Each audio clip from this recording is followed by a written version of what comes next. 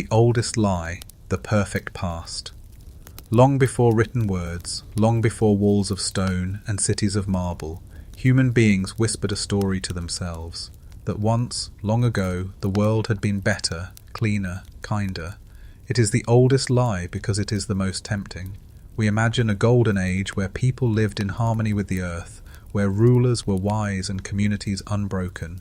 But if we sift through the archaeological record, the truth is murkier and far less comforting.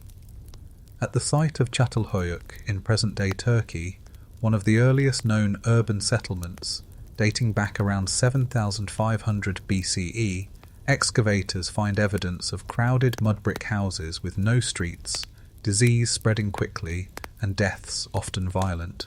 The remains of children buried beneath household floors tell us of heartbreak woven into daily life. Yet myths persist that these Neolithic people lived in an egalitarian Eden, a communal paradise that later generations lost. Scholars still debate whether this interpretation is fair or merely a projection of our longing for an imagined perfection. The first written echoes of this lie emerge thousands of years later in Mesopotamia. In the Epic of Gilgamesh, the wild man Enkidu represents the untamed purity of the natural world, unspoiled by city walls and kings. But even in this tale, civilization wins, dragging him into the orbit of Gilgamesh's ambition. It's not so much a golden age as a lament for what cannot be regained. The past always seems better once it has slipped from reach. Consider the myth of the Greek ages of man. First gold, then silver, then bronze, iron, and decline. By Hesiod's time in the 8th century BCE, people already believed they were living in the worst age, and yet, when archaeologists study the actual Bronze Age world, they find complexity, cruelty, and collapse, evidence that no age was ever truly golden. The lie PE persisted not because it was accurate, but because it offered explanation and solace. If our time feels broken, it must be because we have fallen from something purer. Fringe accounts take this further. Some enthusiasts point to the lost civilization theories, Atlantis, Lemuria, even hyperdiffusionist tales that suggest all ancient wisdom came from a single, vanished source. These ideas often lack credible evidence, but they survive because they feed the same hunger, the desire to believe we are fragments of something greater that once existed. Archaeologists remain cautious, noting that no physical traces of such civilizations have been found, but the debate refuses to die. Scholars still argue whether Plato's Atlantis was allegory, distorted memory, or something else entirely. The danger of this oldest lie lies not in nostalgia, but in what it blinds us to. Believing in a perfect past often leads societies to despise their present. It tempts us into thinking that progress is always decay, that somewhere behind us lies the model we should return to. Remember this, for it will return like an echo in later lies. Rome's claim to eternity, Christianity's Eden, nationalism's pure homeland. Again and again, the perfect past becomes a weapon in the present. As we drift further into this exploration of ancient deceptions, it is worth holding this first one gently in our minds. The lie of the Golden Age whispers at the foundation of almost every other. It was never about facts. It was about longing. We imagine a time when we did not lie, did not kill, did not falter. But the bones under ancient floors, the cracked skulls in prehistoric graves, tell us otherwise. Humanity has always been human, for better or worse. The Golden Age never was, except in our stories, god-kings of clay. Across the fertile floodplains of the Nile, the Tigris, and the Euphrates, rulers stepped forward not as mere humans, but as beings who claimed bloodlines reaching the heavens. The pharaohs of Egypt, the kings of Ur, and later the emperors of China all wrapped themselves in divine mantles. The lie was simple, and yet devastatingly effective. I am not like you. I am chosen, eternal, born from the gods themselves. In ancient Egypt, around 2500 BCE, the pyramid builders raised their colossal tombs for pharaohs who declared themselves living gods. Khufu, who oversaw the Great Pyramid at Giza, styled himself as a son of Ra, the sun god. His body would die, yes, but his essence would ascend to sail the skies. Yet when archaeologists cracked open the sealed chambers, they found not immortal light, but brittle bones, flesh turned to dust, fragile remains no different from the farmers who hauled the stones. The so-called divine king was clay, after all. Scholars still debate whether the majority of Egyptians genuinely believed their pharaohs were gods, or whether they simply accepted the performance because resistance was unthinkable. Mesopotamia offered a variation of the same theme. Sumerian kings like Naram-Sin of Akkad declared themselves divine while alive, their likenesses carved with horned crowns reserved for gods. One stele shows Naram-Sin trampling enemies beneath his sandals, ascending a mountain as though climbing toward heaven. Yet in the records that follow, famine and rebellion tore apart his realm. Divinity was proclaimed, but mortality was proven. Here too, the lie masked fragility. The pattern repeats globally. In China's Zhou dynasty, rulers invoked the mandate of heaven, claiming their authority as cosmic decree. If crops failed or rebellion surged, the mandate was said to have shifted to another. It was divine justification dressed in pragmatism, both stabilizing and destabilizing at once. Scholars still debate whether people believed literally in heaven's shifting mandate, or whether it served mainly as political language to smooth the transitions of power. On the fringes of these traditions, we encounter even more extravagant claims. Some Mayan rulers declared they could pierce the veil between worlds through bloodletting, dragging cords through their own flesh to conjure visions of gods and ancestors. Yet anthropologists examining the practice suggest the hallucinatory experiences were less cosmic connection and more physiological reaction to shock and blood loss.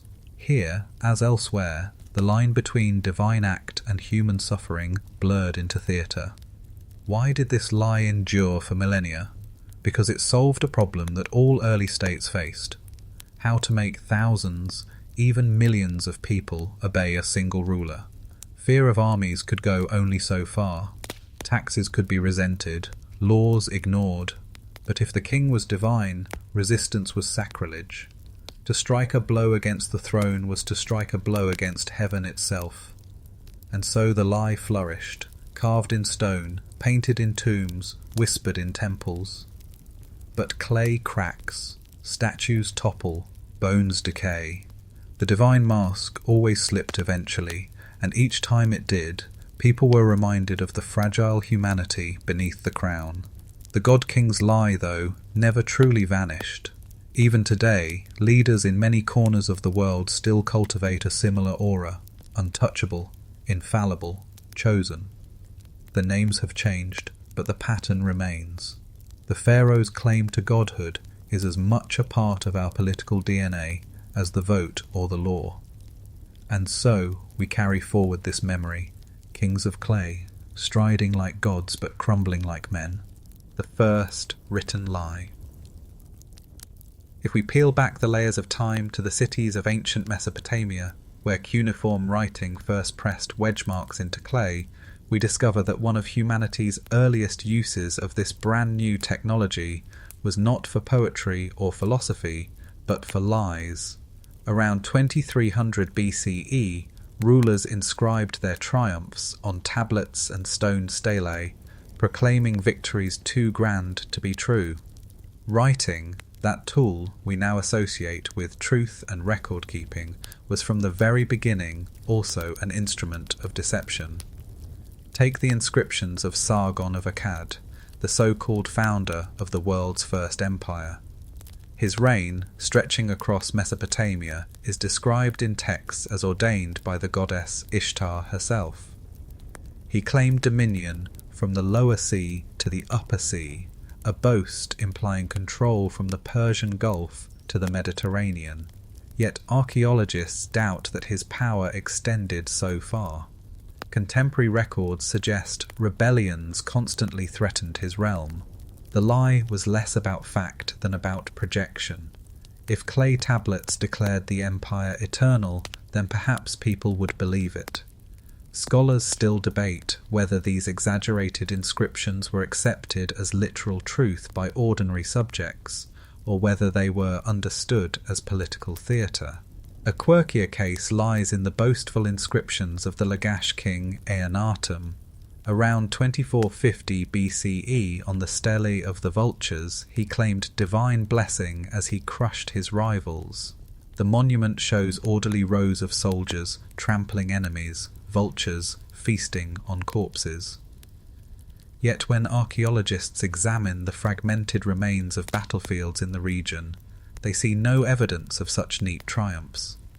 Real warfare was messy, indecisive, but the stone does not tell of stalemates, it tells of total victory, a convenient lie to preserve authority.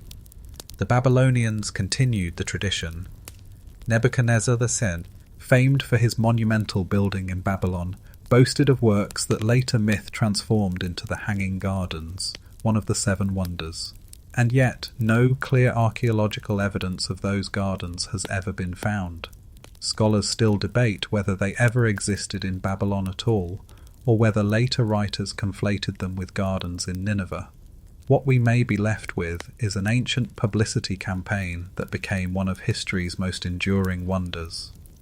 On the fringe of these grand lies lie even stranger tales. Some surviving tablets record astronomical omens predicting the fate of kings. A comet might mean rebellion, an eclipse the downfall of a dynasty. When events aligned with predictions, priests recorded them proudly. When they did not, the records simply vanish. The silence itself may be the earliest censorship. The clay did not speak unless it supported the story. The importance of these early written lies cannot be overstated. For the first time, words outlived their speakers. A boast carved in stone endured long after the king's bones turned to dust. Truth and fiction blended into the same clay, indistinguishable centuries later. When modern archaeologists recover these inscriptions, they grapple not only with what they say, but with what they omit. Remember the golden past we encountered earlier. Writing gave rulers the chance to invent golden presents as well. Each inscription was both a record and a mask, hiding the chaos of daily life beneath polished words. That mask remains with us even now, when we scroll glowing screens instead of clay tablets, lies etched in durable form, repeated until they harden into memory. That was Mesopotamia's gift, and its curse. The tower that touched heaven. In the heart of Mesopotamia, amid the flat plains where the Tigris and Euphrates weave through fertile soil, rose structures so vast that they seemed to scrape the edge of the sky. They were called ziggurats, stepped temples that bound earth to heaven. The most famous of all, the Etemenanki of Babylon, became the seed for one of humanity's most enduring stories, the Tower of Babel. The lie was not the tower itself, archaeologists agree such monumental temples existed, but the tale that it reached the heavens and shattered human unity forever. Babylon's Great Tower, according to records from Nebuchadnezzar II's reign around the 6th century BCE, stood perhaps 90 meters tall. It was colossal for its age, but not infinite. In later retellings, especially in the Hebrew Bible, the story grew. Humanity, united by a single tongue, sought to climb into the divine realm. The gods, angered by such arrogance, fractured their speech and scattered them across the world.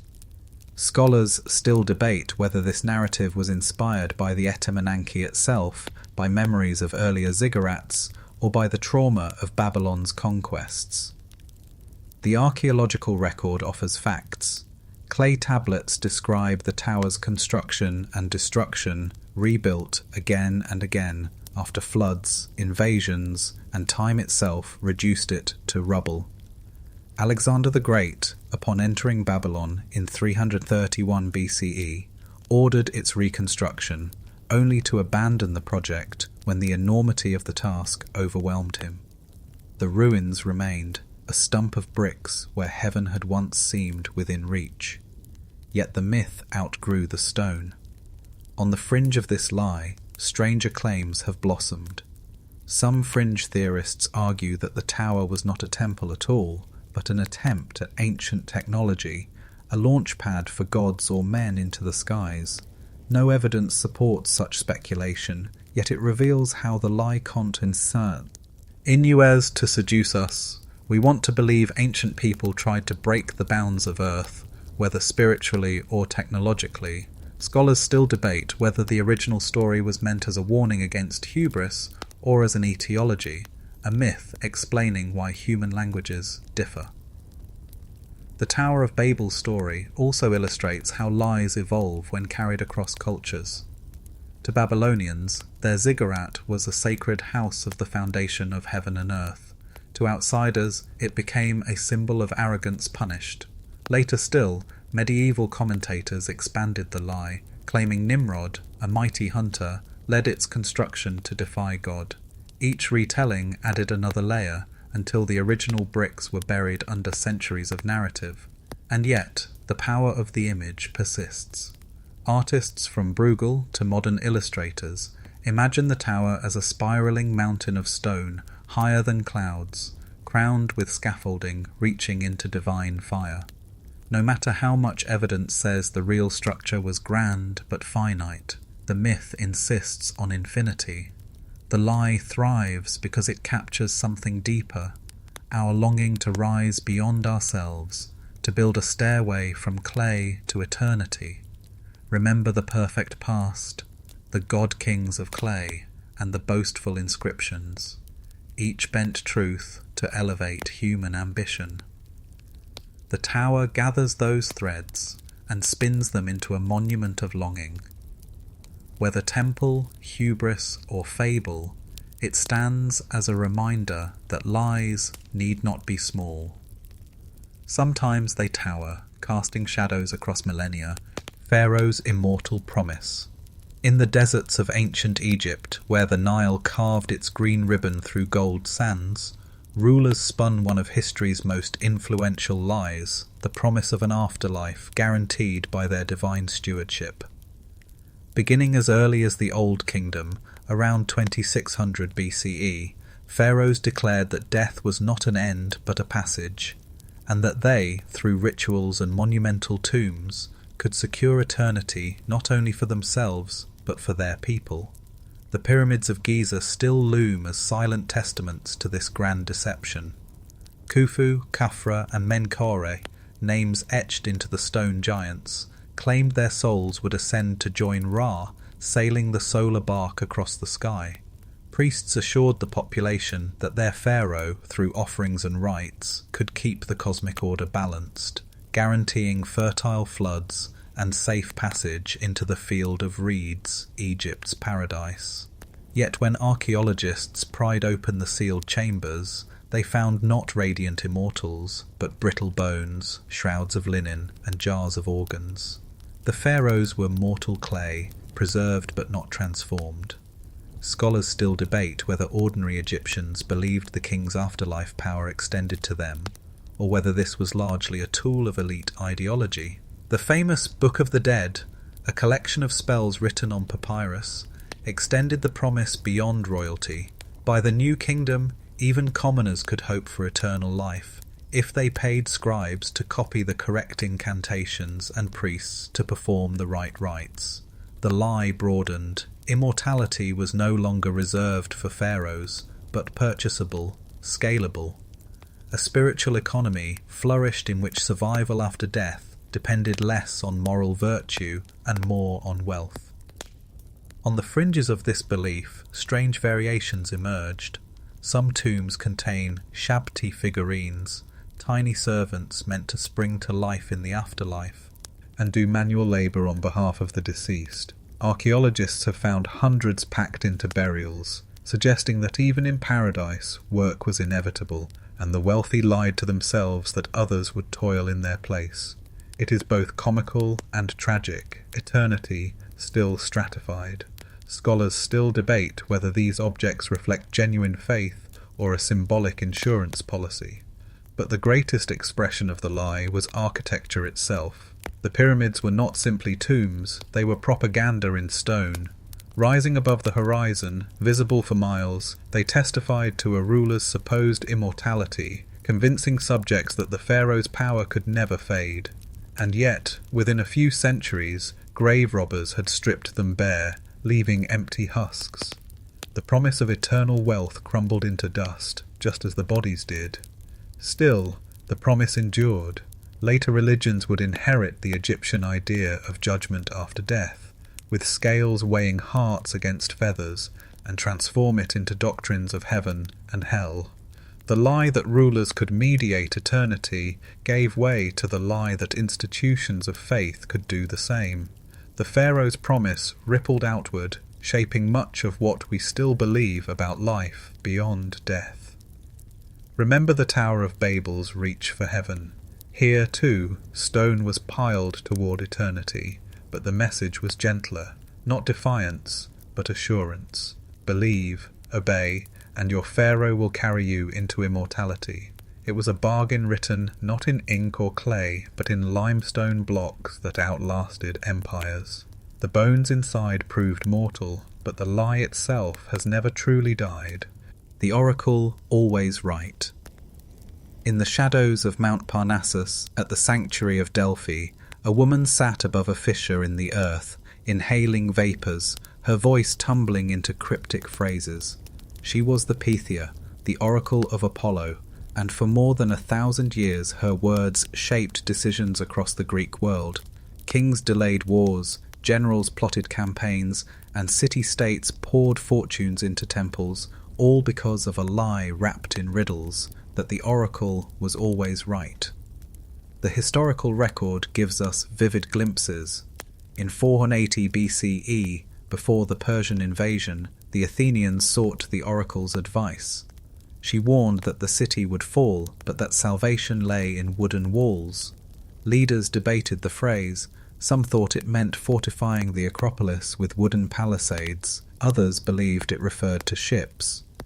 Themistocles persuaded them that the walls were their navy, and when Athens later triumphed at Salamis, the oracle's ambiguous words were hailed as divine foresight.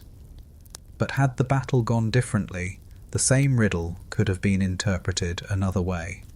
Scholars still debate whether the oracle's utterances were deliberately ambiguous for political cover, or simply shaped afterward to fit events.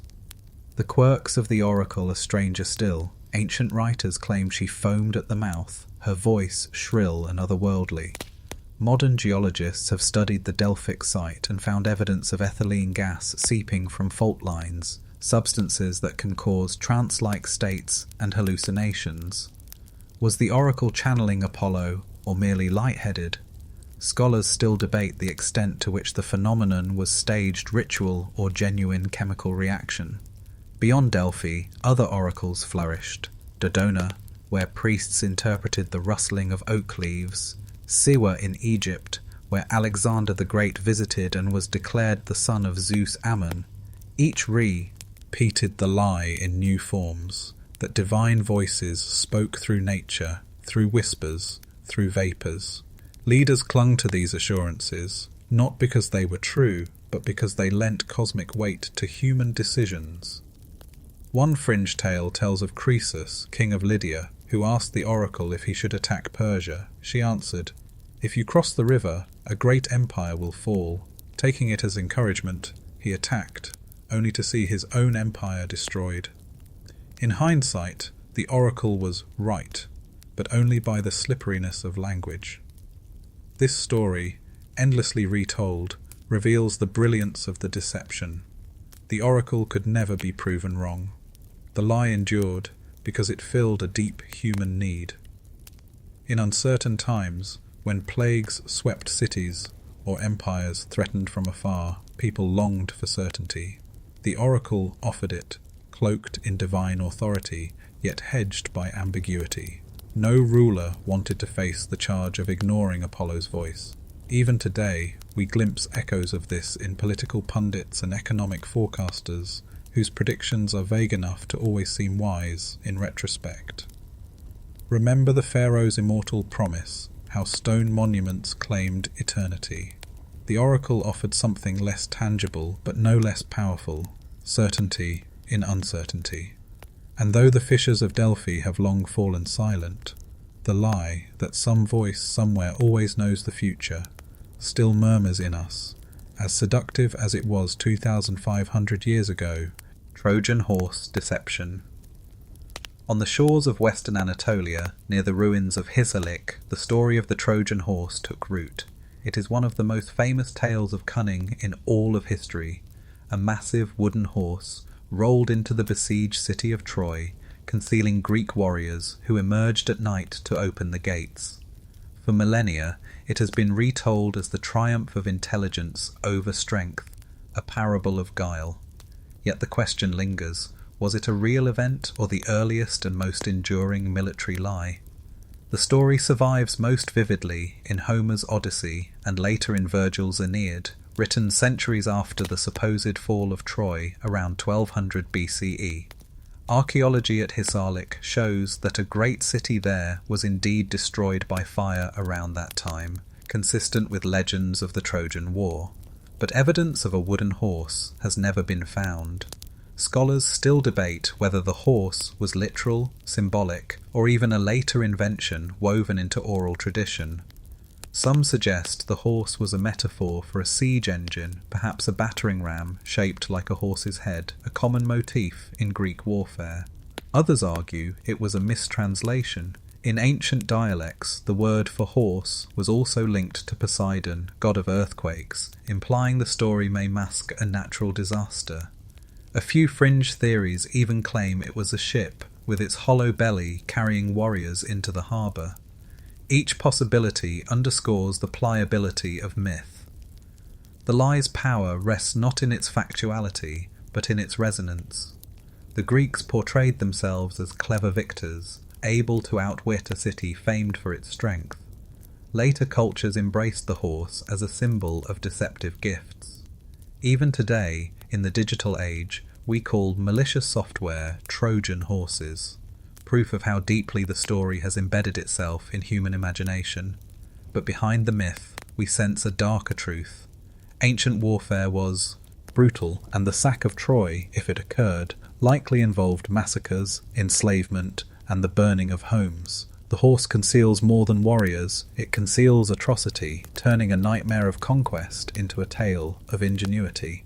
Scholars still debate whether the story was originally meant to glorify Greek cleverness, or to warn against misplaced trust in gifts.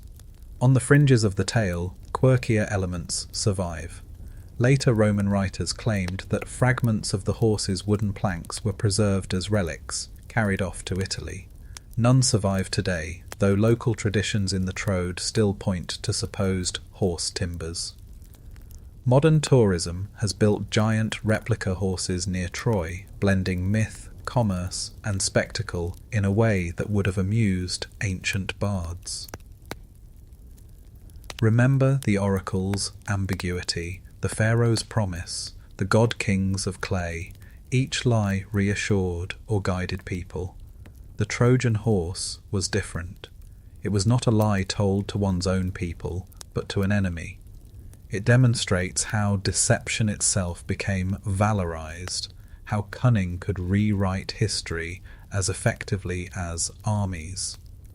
Whether wooden statue, siege engine, or symbol, the horse remains less about fact and more about the enduring truth that a lie, brilliantly crafted, can topple even the strongest of walls. Blood for the sun. In the high plateaus of Mesoamerica, under skies that burned hot and bright, priests raised obsidian knives above trembling captives and claimed that blood itself was the fuel of the cosmos. The Aztecs, inheriting traditions from earlier Toltec and Maya peoples, preached that without sacrifice the sun would falter, the stars would wander, and the world would end in darkness. It was a lie both terrifying and persuasive that the survival of the universe depended upon the spilling of human hearts. At Tenochtitlan, the Aztec capital founded in 1325 CE, The great temple rose like a man-made mountain. Spanish chroniclers later described its steps running red during grand rituals. Archaeologists excavating the site in the 20th century uncovered skull racks, zompantli, bearing evidence that hundreds, perhaps thousands of people were killed in offerings. Yet the numbers described in conquistador accounts, such as 80,000 victims at a single dedication, are almost certainly exaggerations. Scholars still debate whether such figures were inflated to demonize the Aztecs, or whether the Aztecs themselves magnified the counts to intimidate rivals. The Maya, centuries earlier, had already tied sacrifice to cosmic cycles. At Chichen Itza, the sacred cenote contains human remains alongside jade and gold, suggesting offerings to the rain god Chaak. Some victims were young children, chosen for purity. The lie told here was not only that gods required blood, but that only through ritual violence could communities guarantee rain, crops, and cosmic stability. Yet climate records show that droughts struck despite sacrifices, undermining the promise that blood could control nature. Scholars still debate whether people privately doubted or whether the cultural weight of tradition made questioning impossible. On the fringes, odd variations emerge. Some Nahua tradition claimed that the gods themselves had sacrificed their own blood at the dawn of time to set the sun in motion. In this telling, human sacrifice was repayment, a cosmic debt. Others whispered that blood could be replaced with offerings of butterflies, paper, or flowers. Archaeologists have indeed found altars stained with symbolic substitutes, proof that not all acts of devotion were so grisly. Still, the dominant ritual remained lethal. From a modern perspective, the lie seems cruel, even monstrous, but within its cultural frame it served powerful functions. It bound community identity, justified wars as flower wars, fought to capture sacrificial victims, and reinforced priestly authority. The Aztec Empire was built not only on tribute of maize and cotton, but on bodies destined for ritual blades. And when the Spanish arrived, they exploited the horror of sacrifice as a moral weapon, casting themselves as liberators, even while enacting their own brutalities. Remember the Trojan horse, a lie turned outward against enemies. Blood sacrifice was the opposite, a lie turned inward, convincing one's own people that violence preserved the cosmos. Both demonstrate the versatile power of deception, one opening gates, the other holding the heavens aloft. Even now, echoes of this lie linger.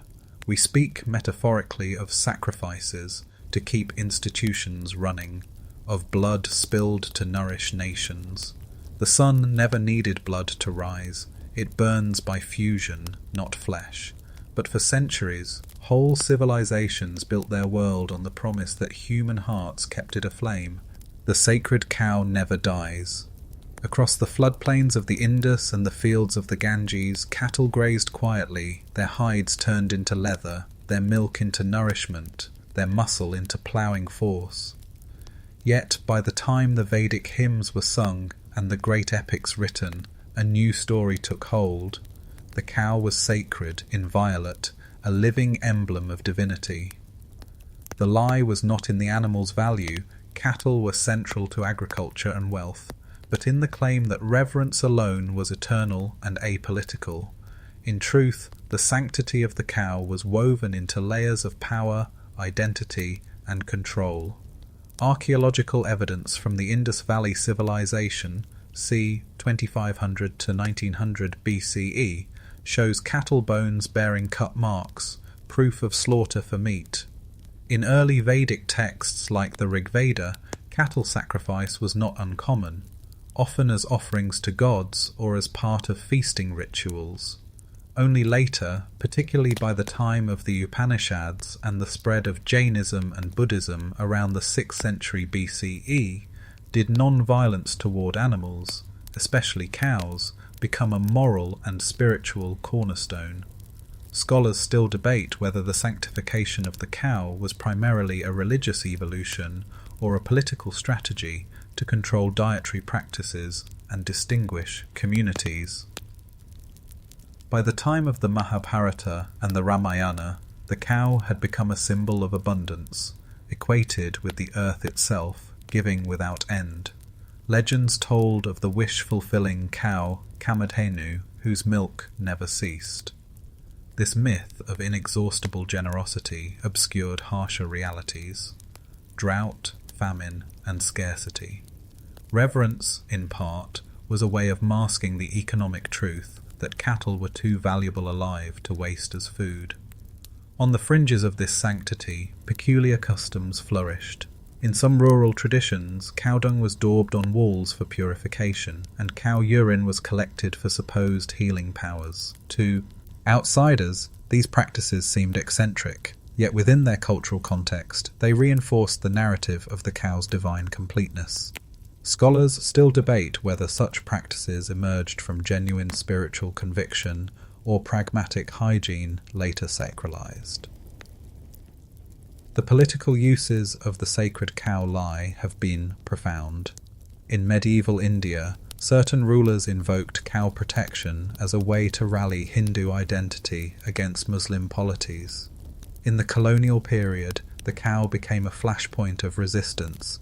Its sanctity turned into a symbol of national pride and cultural defense.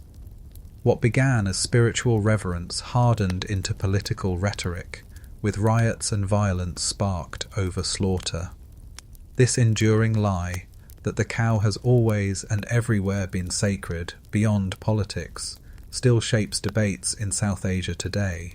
In reality, its meaning has shifted constantly, moulded by economic need, religious innovation, and political ambition.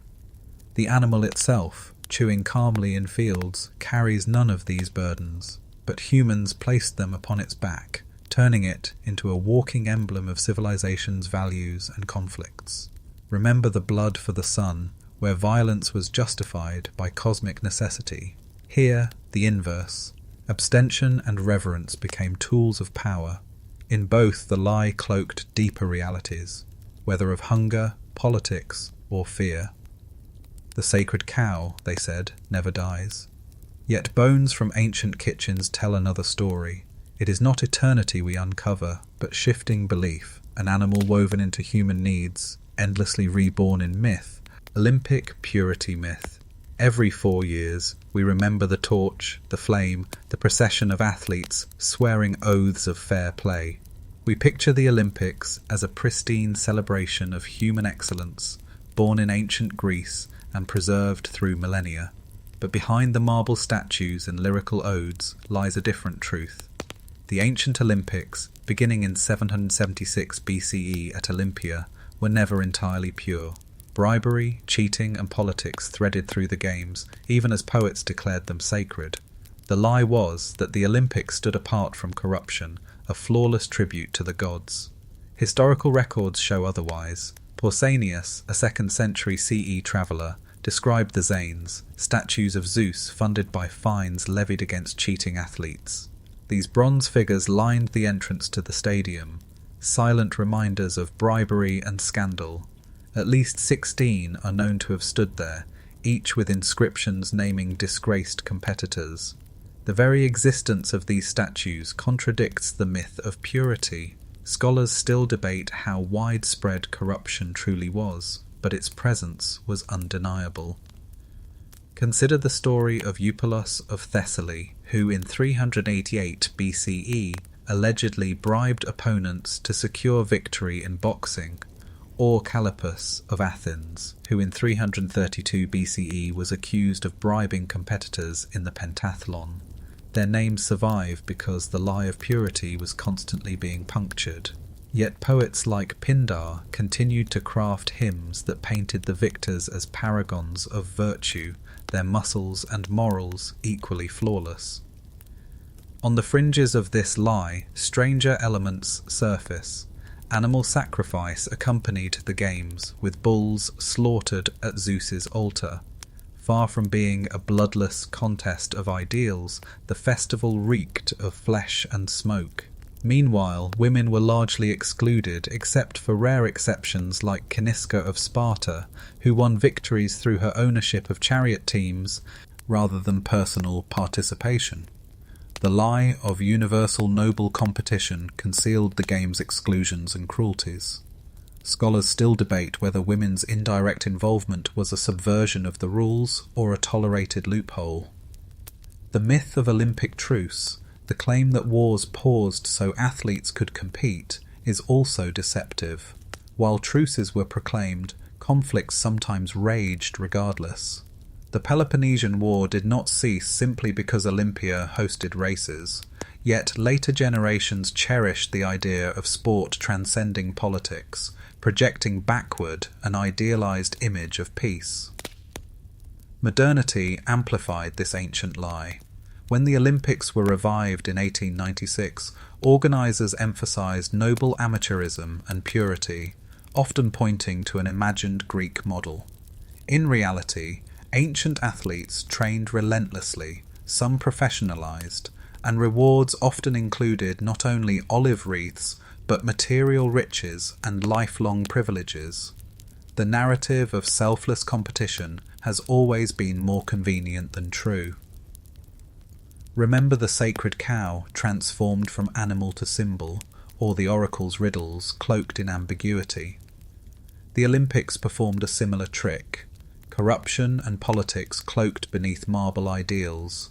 The lie persists because we want it to. In moments of ceremony and spectacle, we crave the illusion that human striving can be untainted, even though the stadium itself whispers otherwise.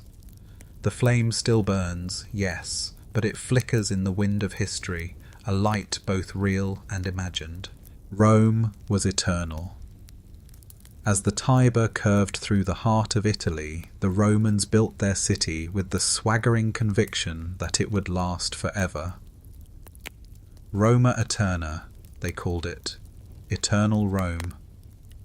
From the first emperors onward, poets and politicians insisted the city was not merely powerful, but immortal, destined to endure as long as the sun rose and the stars wheeled overhead. The lie was not that Rome was strong, it was, but that it could never fall. Eternity, stamped onto coins and echoed in speeches, became propaganda as much as faith. The poet Tibullus, in the 1st century BCE, wrote of Rome's permanence, and Augustus, the first emperor, wrapped himself in the imagery of eternal renewal.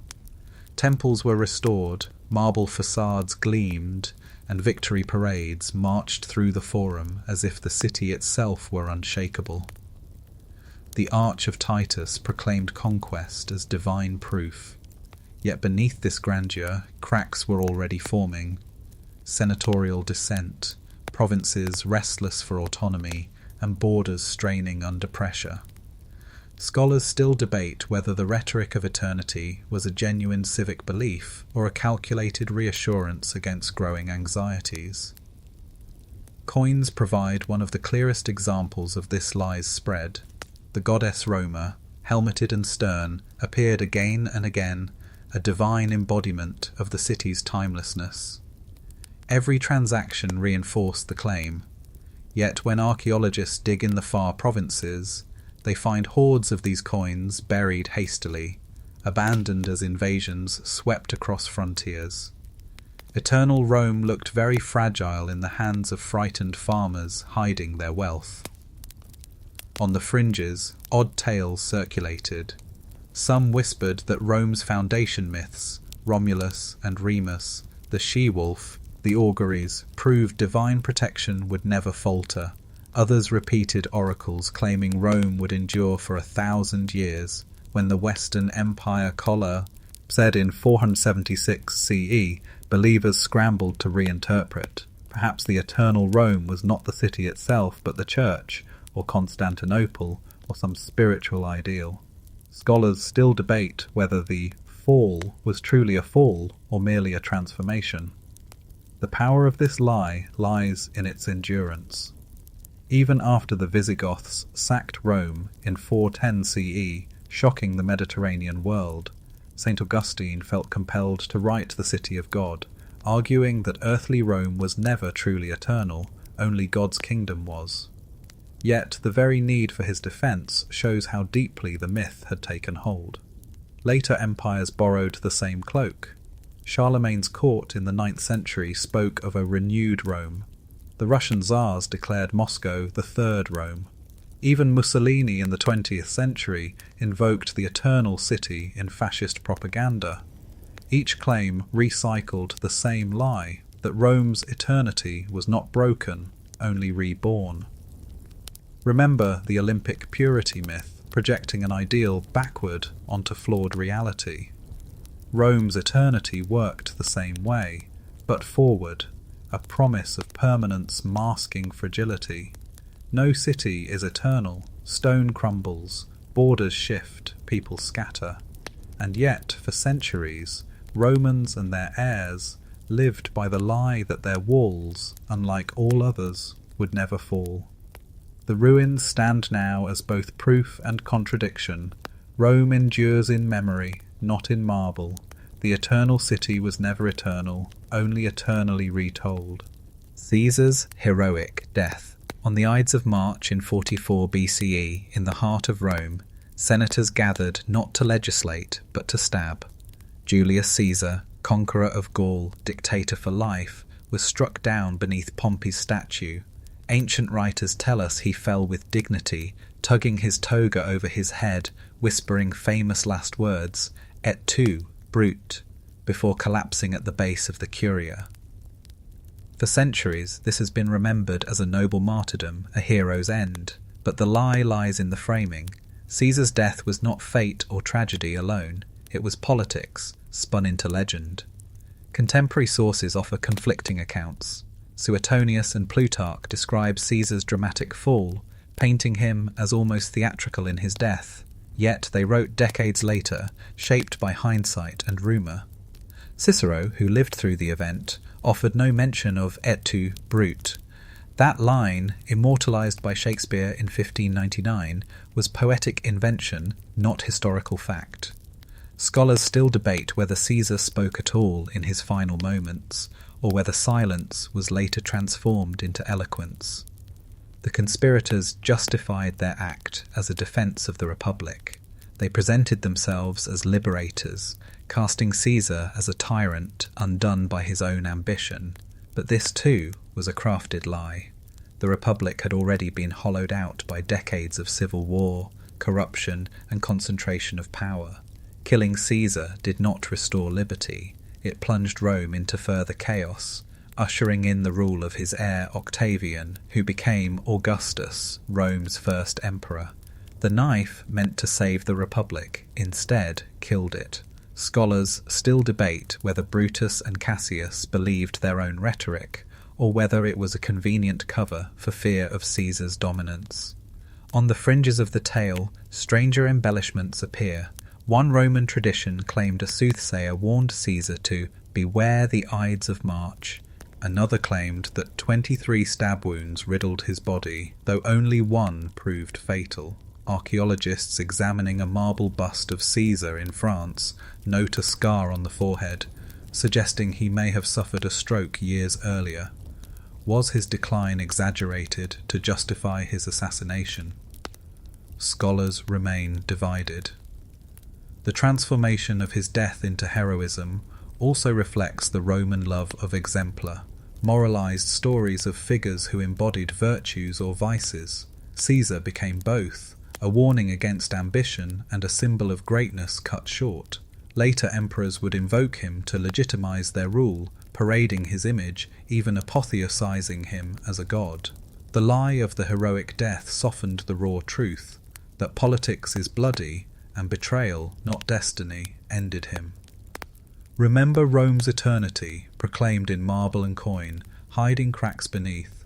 Caesar's assassination was framed the same way, dressed as noble sacrifice, concealing power struggles. The lie turned a messy, desperate act into a timeless story of heroism and betrayal.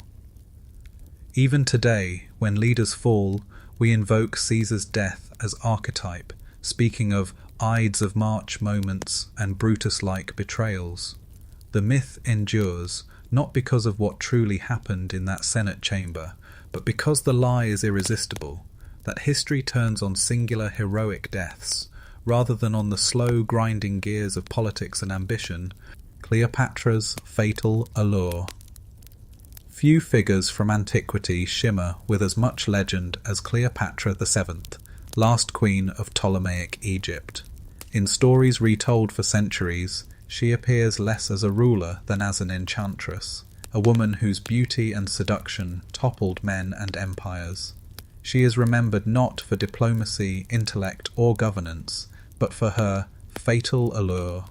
The lie is that Cleopatra's power lay in her charms alone.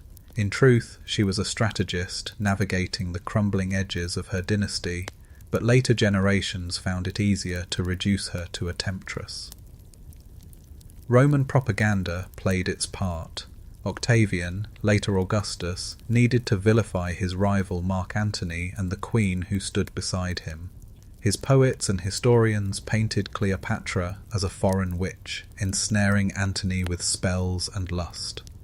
Virgil's Aeneid and Horace's Odes describe her as a monstrous seductress, threatening Rome's purity. Yet coins from her reign show a different image. Cleopatra with a prominent nose, strong jaw, and regal bearing, more stateswoman than siren. Scholars still debate whether her physical beauty was her defining feature at all, or whether her intellect, fluency in languages, and political skill mattered far more. Her true achievements were substantial. She secured alliances, stabilized Egypt's fragile economy, and maintained independence against the swelling power of Rome for nearly 2 decades. She bore Caesar's son, Caesarion, and aligned with Antony in hopes of preserving Egypt's sovereignty. But history remembered not her statecraft, but her supposed wiles. The lie was convenient, to diminish her, and by extension, the threat she posed to Rome. On the fringes of her legend, quirkier tales took root. Medieval storytellers embellished her death by snakebite, claiming she smuggled an asp in a basket of figs to evade capture. Yet, ancient accounts differ. Some suggest poison ointumescent, ents or hidden needles. Archaeologists still debate whether the snakebite was literal, symbolic, or simply invented to dramatize her end. A queen who chose death on her own terms was recast as a woman undone by passion. Shakespeare sealed the myth. His Antony and Cleopatra immortalized her as the tragic lover, her grandeur inseparable from romance. Later painters showed her reclining in diaphanous robes, breasts bared, eyes smouldering. The transformation was complete. Cleopatra, ruler of one of the ancient world's greatest kingdoms, had become primarily an icon of seduction. Why does this lie endure? Perhaps because history is more comfortable with powerful women explained through beauty than through intellect. To imagine Cleopatra as a brilliant strategist is to confront the fragility of Rome's dominance, and the possibility that history might have turned differently had her plans succeeded. By casting her as a temptress, Rome's conquest seemed inevitable, natural, a victory of discipline over decadence. Remember Caesar's heroic death, framed as noble destiny rather than messy politics. Cleopatra's allure was framed in similar fashion, an elegant mask placed over ruthless propaganda. The real Cleopatra, flesh and blood, fluent in Greek and Egyptian, maneuvering amid collapsing empires, is harder to grasp. But the lie of her fatal allure remains vivid, alive in plays, films, and popular imagination.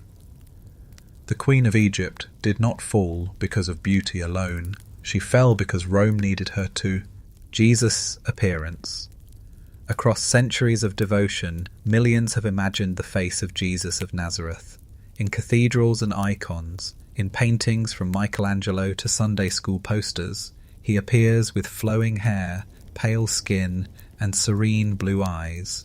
The lie here is not about his existence, Most historians agree a preacher named Jesus lived in 1st century Judea, but about his appearance, the image that conquered the world was not drawn from fact, but from art, politics, and imagination. The earliest texts offer no description. The Gospels never mention his height, hair, or features.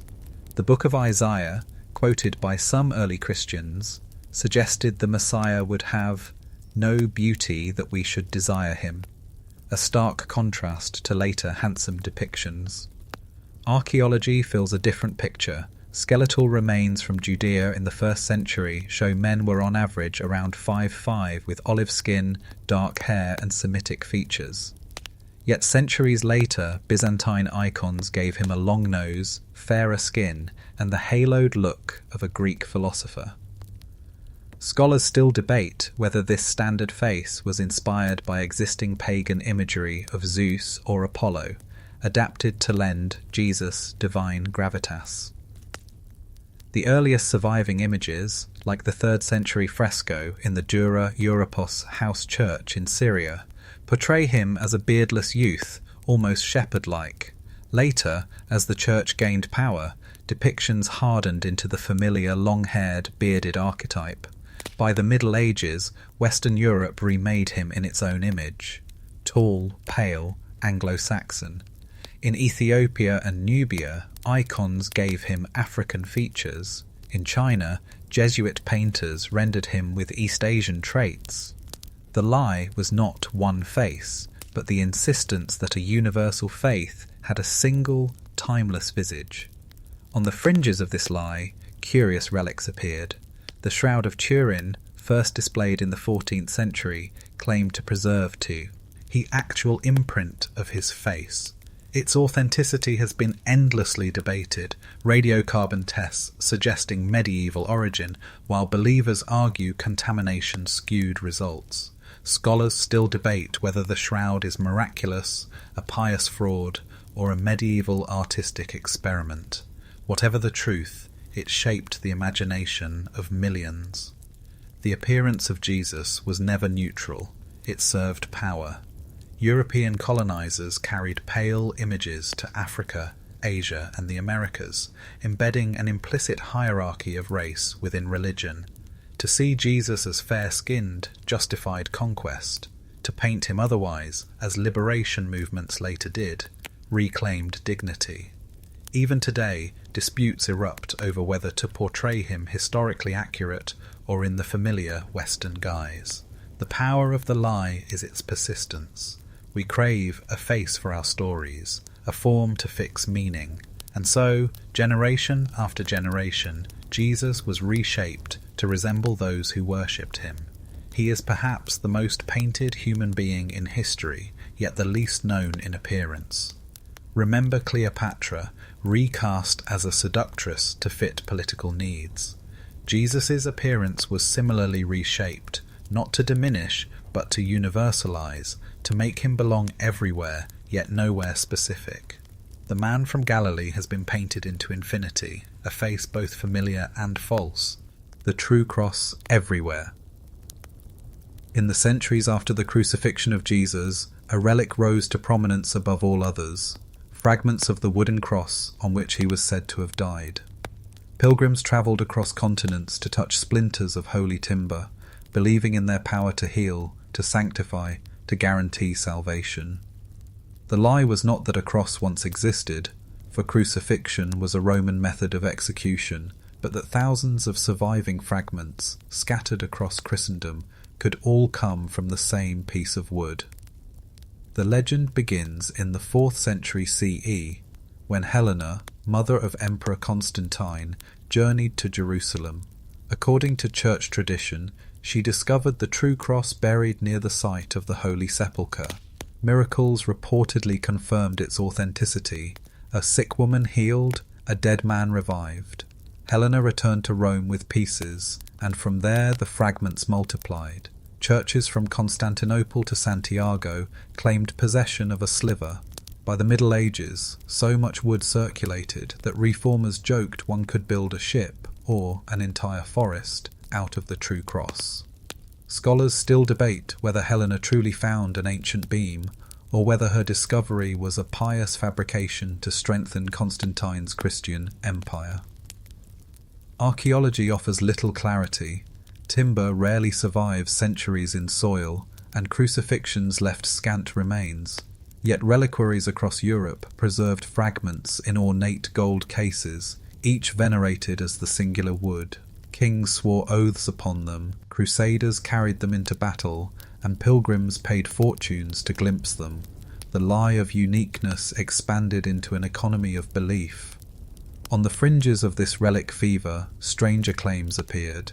Some churches displayed not only fragments of the cross, but nails of the crucifixion, thorns of the crown, even drops of Christ's blood, each multiplied and authenticated through miracle tales. One 13th century inventory listed 3 separate complete crosses in different cities. The absurdity was obvious even then, yet the faithful often embraced the paradox. Scholars still debate whether believers literally thought every fragment was genuine, or whether they accepted symbolic truth over material logic. The lie had purpose. In a world fractured by war and plague, tangible contact with the divine offered comfort. The true cross bound far-flung Christian communities together, giving them a shared symbol of endurance. It also bolstered church authority. Only priests could safeguard and interpret the relics, and only sanctioned shrines could host pilgrims. Critics, of course, bristled. The 16th century reformer John Calvin derided the relic trade, declaring that if all the wood were gathered, there would be enough to fill a ship. His words punctured the illusion, but by then the relics had already reshaped medieval devotion. Remember Jesus' appearance, endlessly reinvented to serve power. The true cross followed the same pattern, fragments reproduced, multiplied, reshaped until the object itself dissolved into symbol. What mattered was not whether each sliver was genuine, but that the faithful believed they were touching eternity. The true cross, in truth, was never one piece of wood. It was a forest of stories, planted in soil of longing. Martyrs always willing. In the dim light of catacombs, in whispered tales passed among early Christians, a powerful story circulated that martyrs went joyfully to their deaths, embracing lions, flames and swords with radiant smiles. They were said to welcome suffering as proof of faith, their willingness itself a miracle. The lie lay not in their courage, many did die for their beliefs, but in the exaggeration of willingness. Death is rarely embraced without fear, and martyrdom was as much about narrative as reality. Roman records reveal grim details. Under emperors like Nero and Decius, Christians were executed for refusing to worship the state gods or the emperor's genius. Some undoubtedly accepted their fate with steadfast resolve. But accounts like the Passion of Perpetua and Felicitas, written in the early 3rd century CE, heighten the drama. Perpetua, a young noblewoman, is described as serenely guiding a gladiator's sword to her throat after surviving wild beasts. The tale emphasizes calm acceptance, even joy. Yet scholars still debate how much of this was historical testimony and how much was embellished to inspire later believers. Martyrdom narratives grew into a genre. The Acts of the Martyrs collected dozens of accounts, some full of miraculous details, flames refusing to burn bodies, lions suddenly licking the feet of saints, blood flowing into the shape of a cross. These embellishments reinforced the lie that martyrs were always willing, always triumphant, even in death. Fear, doubt, and desperation rarely feature in these stories, though they must have been present. On the fringes, quirkier martyr tales circulated. St. Lawrence, roasted alive on a gridiron in 258 CE, was said to have joked to his executioners, "Turn me over, I am done on this side." The line, almost comically defiant, became a staple in Christian lore. Scholars still debate whether such quips were ever spoken. or whether they were inventions of later storytellers who preferred gallows humour to grim silence. The purpose of these lies was clear. In an era of persecution, communities needed courage. Stories of joyful martyrs transformed terror into testimony, making death seem not only bearable but glorious. They also created powerful recruiting tools. To die like Perpetua or Lawrence was to imitate Christ himself. Yet the narratives also smoothed over complexities. Not all Christians were eager to die. Some recanted under pressure, offering incense to Roman gods. Others fled into hiding. Church fathers like Augustine later struggled with the problem of voluntary martyrs, zealous believers who provoked authorities into killing them. The line between heroic witness and reckless self-destruction blurred. By the Middle Ages, the cult of martyrs had spread widely. Relics of bones were venerated, cathedrals built over supposed graves. The lie of willingness was now cemented into art. Mosaics and stained glass showed serene faces amid torment. The reality of sweat, panic, and screams was forgotten. Remember the true cross, multiplied until its meaning outweighed its matter. Martyrdom functioned similarly. Willingness multiplied, exaggerated, until it eclipsed the messy truth of human fear. The martyr's real courage lay not in perfect serenity, but in enduring despite terror. Yet the lie, that they always welcomed death, proved more useful, and so it endured. The Great Fire Scapegoat. On a sweltering July night in 64 CE, flames tore through the city of Rome. Wooden tenements ignited like tinder, and for days the inferno raged unchecked. Ancient accounts say that 10 of the city's 14 districts suffered damage, with 3 entirely consumed. It was one of the greatest urban disasters of antiquity, and in its smoking ruins a lie was born, that Christians had set the fire, scapegoated to shield Emperor Nero from blame. The historian Tacitus, writing decades later, noted rumours that Nero himself ordered the blaze to clear space for his grand new palace, the Domus Aurea. Some said he watched from a tower, strumming a lyre as the city burned. Whether true or not, the story stuck, and Nero's reputation was blackened for eternity. To deflect suspicion, he accused the small, unpopular sect of Christians, subjecting them to brutal punishments, some sewn into animal skins and torn apart by dogs, others crucified, still others burned alive as human torches in his gardens. Scholars still debate whether Christians were genuinely suspected or whether Nero cynically exploited prejudice against them. The lie worked in 2 directions. For Nero, it diverted blame. For later Christians, it provided powerful proof of martyrdom. The image of innocent believers blamed for Rome's ruin echoed through sermons for centuries, turning tragedy into testimony.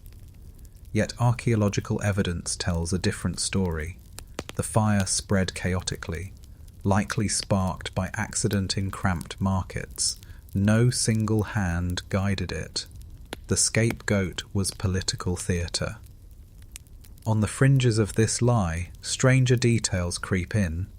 Some Roman sources claimed Nero actually organised relief efforts, opening gardens to the homeless and arranging food supplies. Yet even these gestures were overshadowed by the suspicion that he had sung while flames consumed the city. Scholars sigh. Debate whether this image was historical or invented by hostile senators after his fall. The scapegoating of Christians also foreshadowed darker patterns. Once established as convenient targets, they would be accused repeatedly of hidden crimes, cannibalism, incest, and secret arson. The fire became a template, demonstrating how a vulnerable minority could be painted as a threat to society's survival. The lie endures in memory because it fits our appetite for villains.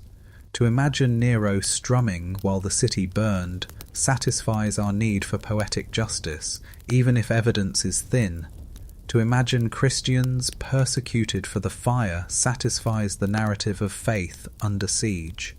The truth, a careless spark in a crowded district, feels too mundane for legend.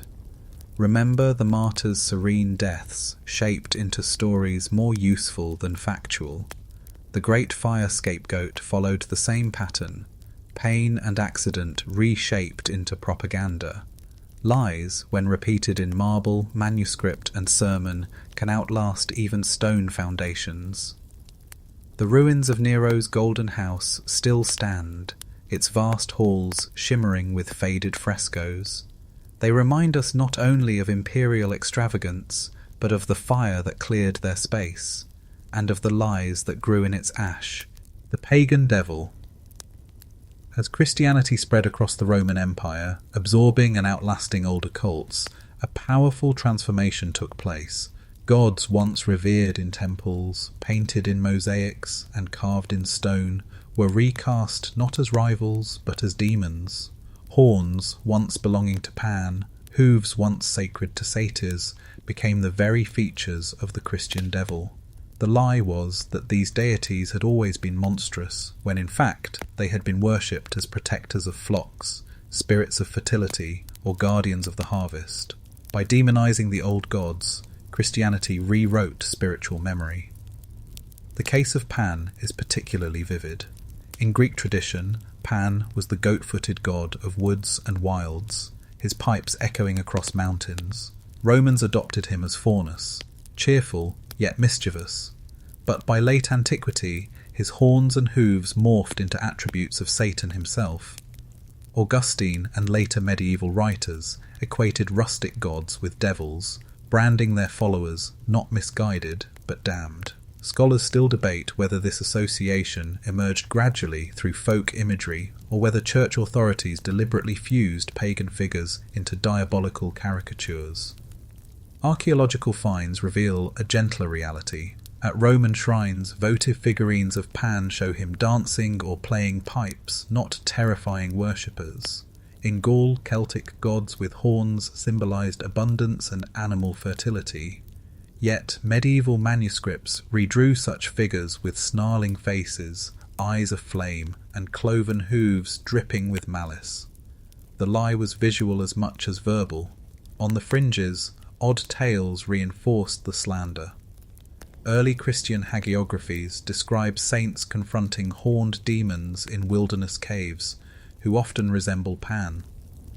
Jerome wrote of rustic celebrations turned diabolical orgies. In later centuries, witches were accused of worshipping the goat, a direct descendant of these transformations. The devil's association with horns, fire, and nocturnal revelry was not timeless. It was stitched from the remnants of older gods. Scholars still debate whether ordinary villagers consciously recognized their old gods in these new devils, or whether memory faded so completely that the lie replaced reality. The demonization of pagan deities served clear purposes. It erased nostalgia for Rome's temples, discrediting rivals not by argument but by vilification. It also provided a vivid image of evil for preaching and art. By turning Pan into Satan, Christianity did not merely defeat paganism, it devoured it, wearing its imagery as a mask. Remember the scapegoating after the Great Fire, when Christians were branded as threats to society. Once the persecuted, they became the persecutors, branding others as diabolical. The lie of the pagan devil is thus both inversion and continuation, proving how flexible deception can be when wielded for power.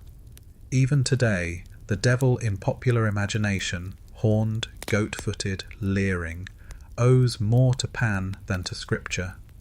The Bible itself gives only fragmentary descriptions of Satan, never horns, never hooves.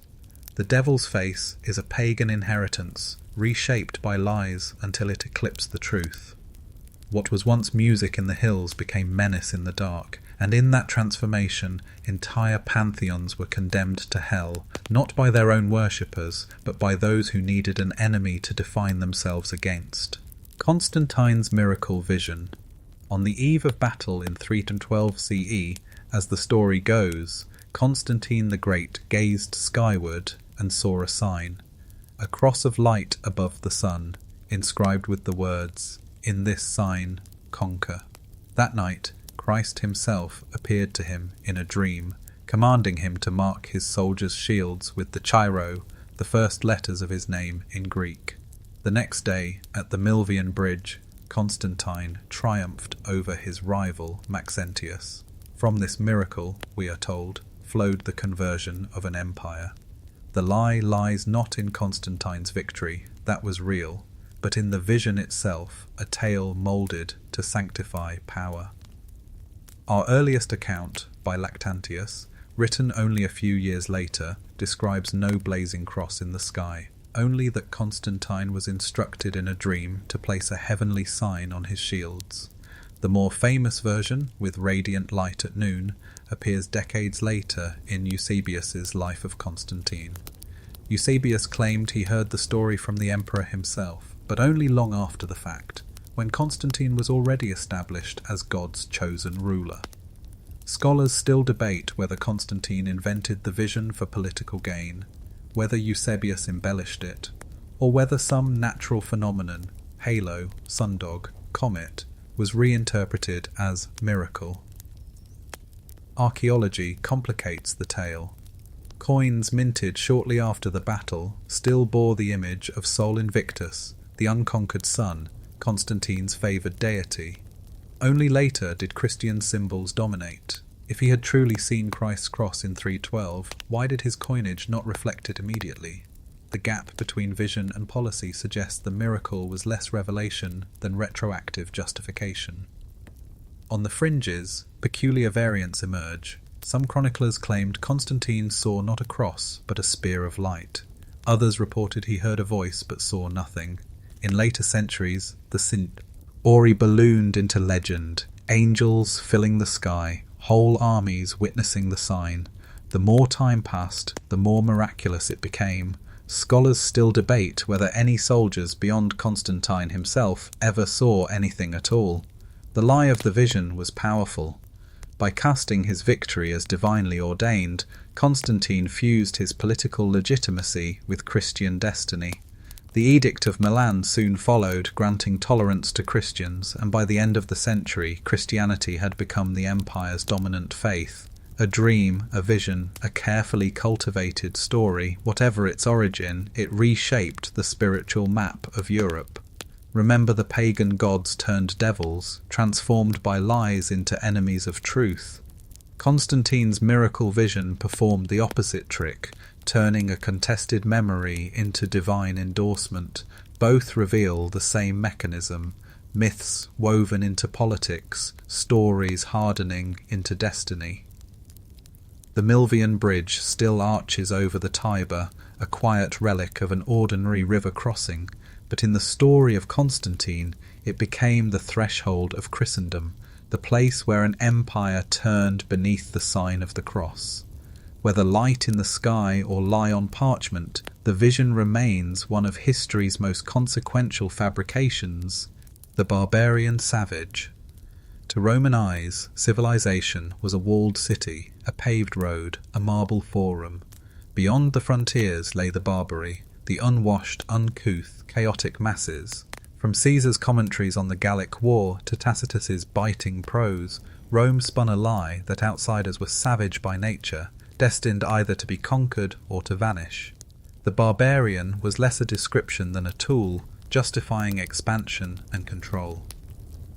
Archaeology paints a different picture. The so-called barbarians, Gauls, Goths, Vandals, were farmers, traders, and warriors with rich cultures. Celtic hill forts like Bibracte in France reveal sophisticated urban planning, with workshops, coinage, and far-flung trade networks. Germanic tribes left behind intricate metalwork and longhouses, carefully aligned with the seasons. The lie of savagery ignored the evidence of thriving societies. Scholars still debate whether Roman citizens genuinely believed these stereotypes, or whether they knowingly used them as propaganda. The rhetoric was relentless. Caesar described Gauls as reckless but easily swayed, Germans as brutish giants with no agriculture, Britons as painted primitives living in the forest. These depictions rallied Roman readers to support campaigns, framing conquest as civilizing mission. Yet even in these accounts, cracks show. Caesar admired Gallic cavalry tactics. Tacitus praised Germanic simplicity as a rebuke to Roman decadence. The lie was convenient, but it was not airtight. On the fringes, stranger tales emerged. Some Roman writers claimed the peoples of the north drank blood, lived without fire, or shared wives communally. Others insisted Britons tattooed their entire bodies in blue woad, a claim repeated so often that medieval chroniclers imagined them glowing in battle. While tattoos did exist, there is no evidence of such uniformity. These exaggerations reveal how imagination, not observation, shaped the barbarian image. Scholars still debate how much came from real encounters and how much from recycled myth. The lie endured not only in text, but in stone.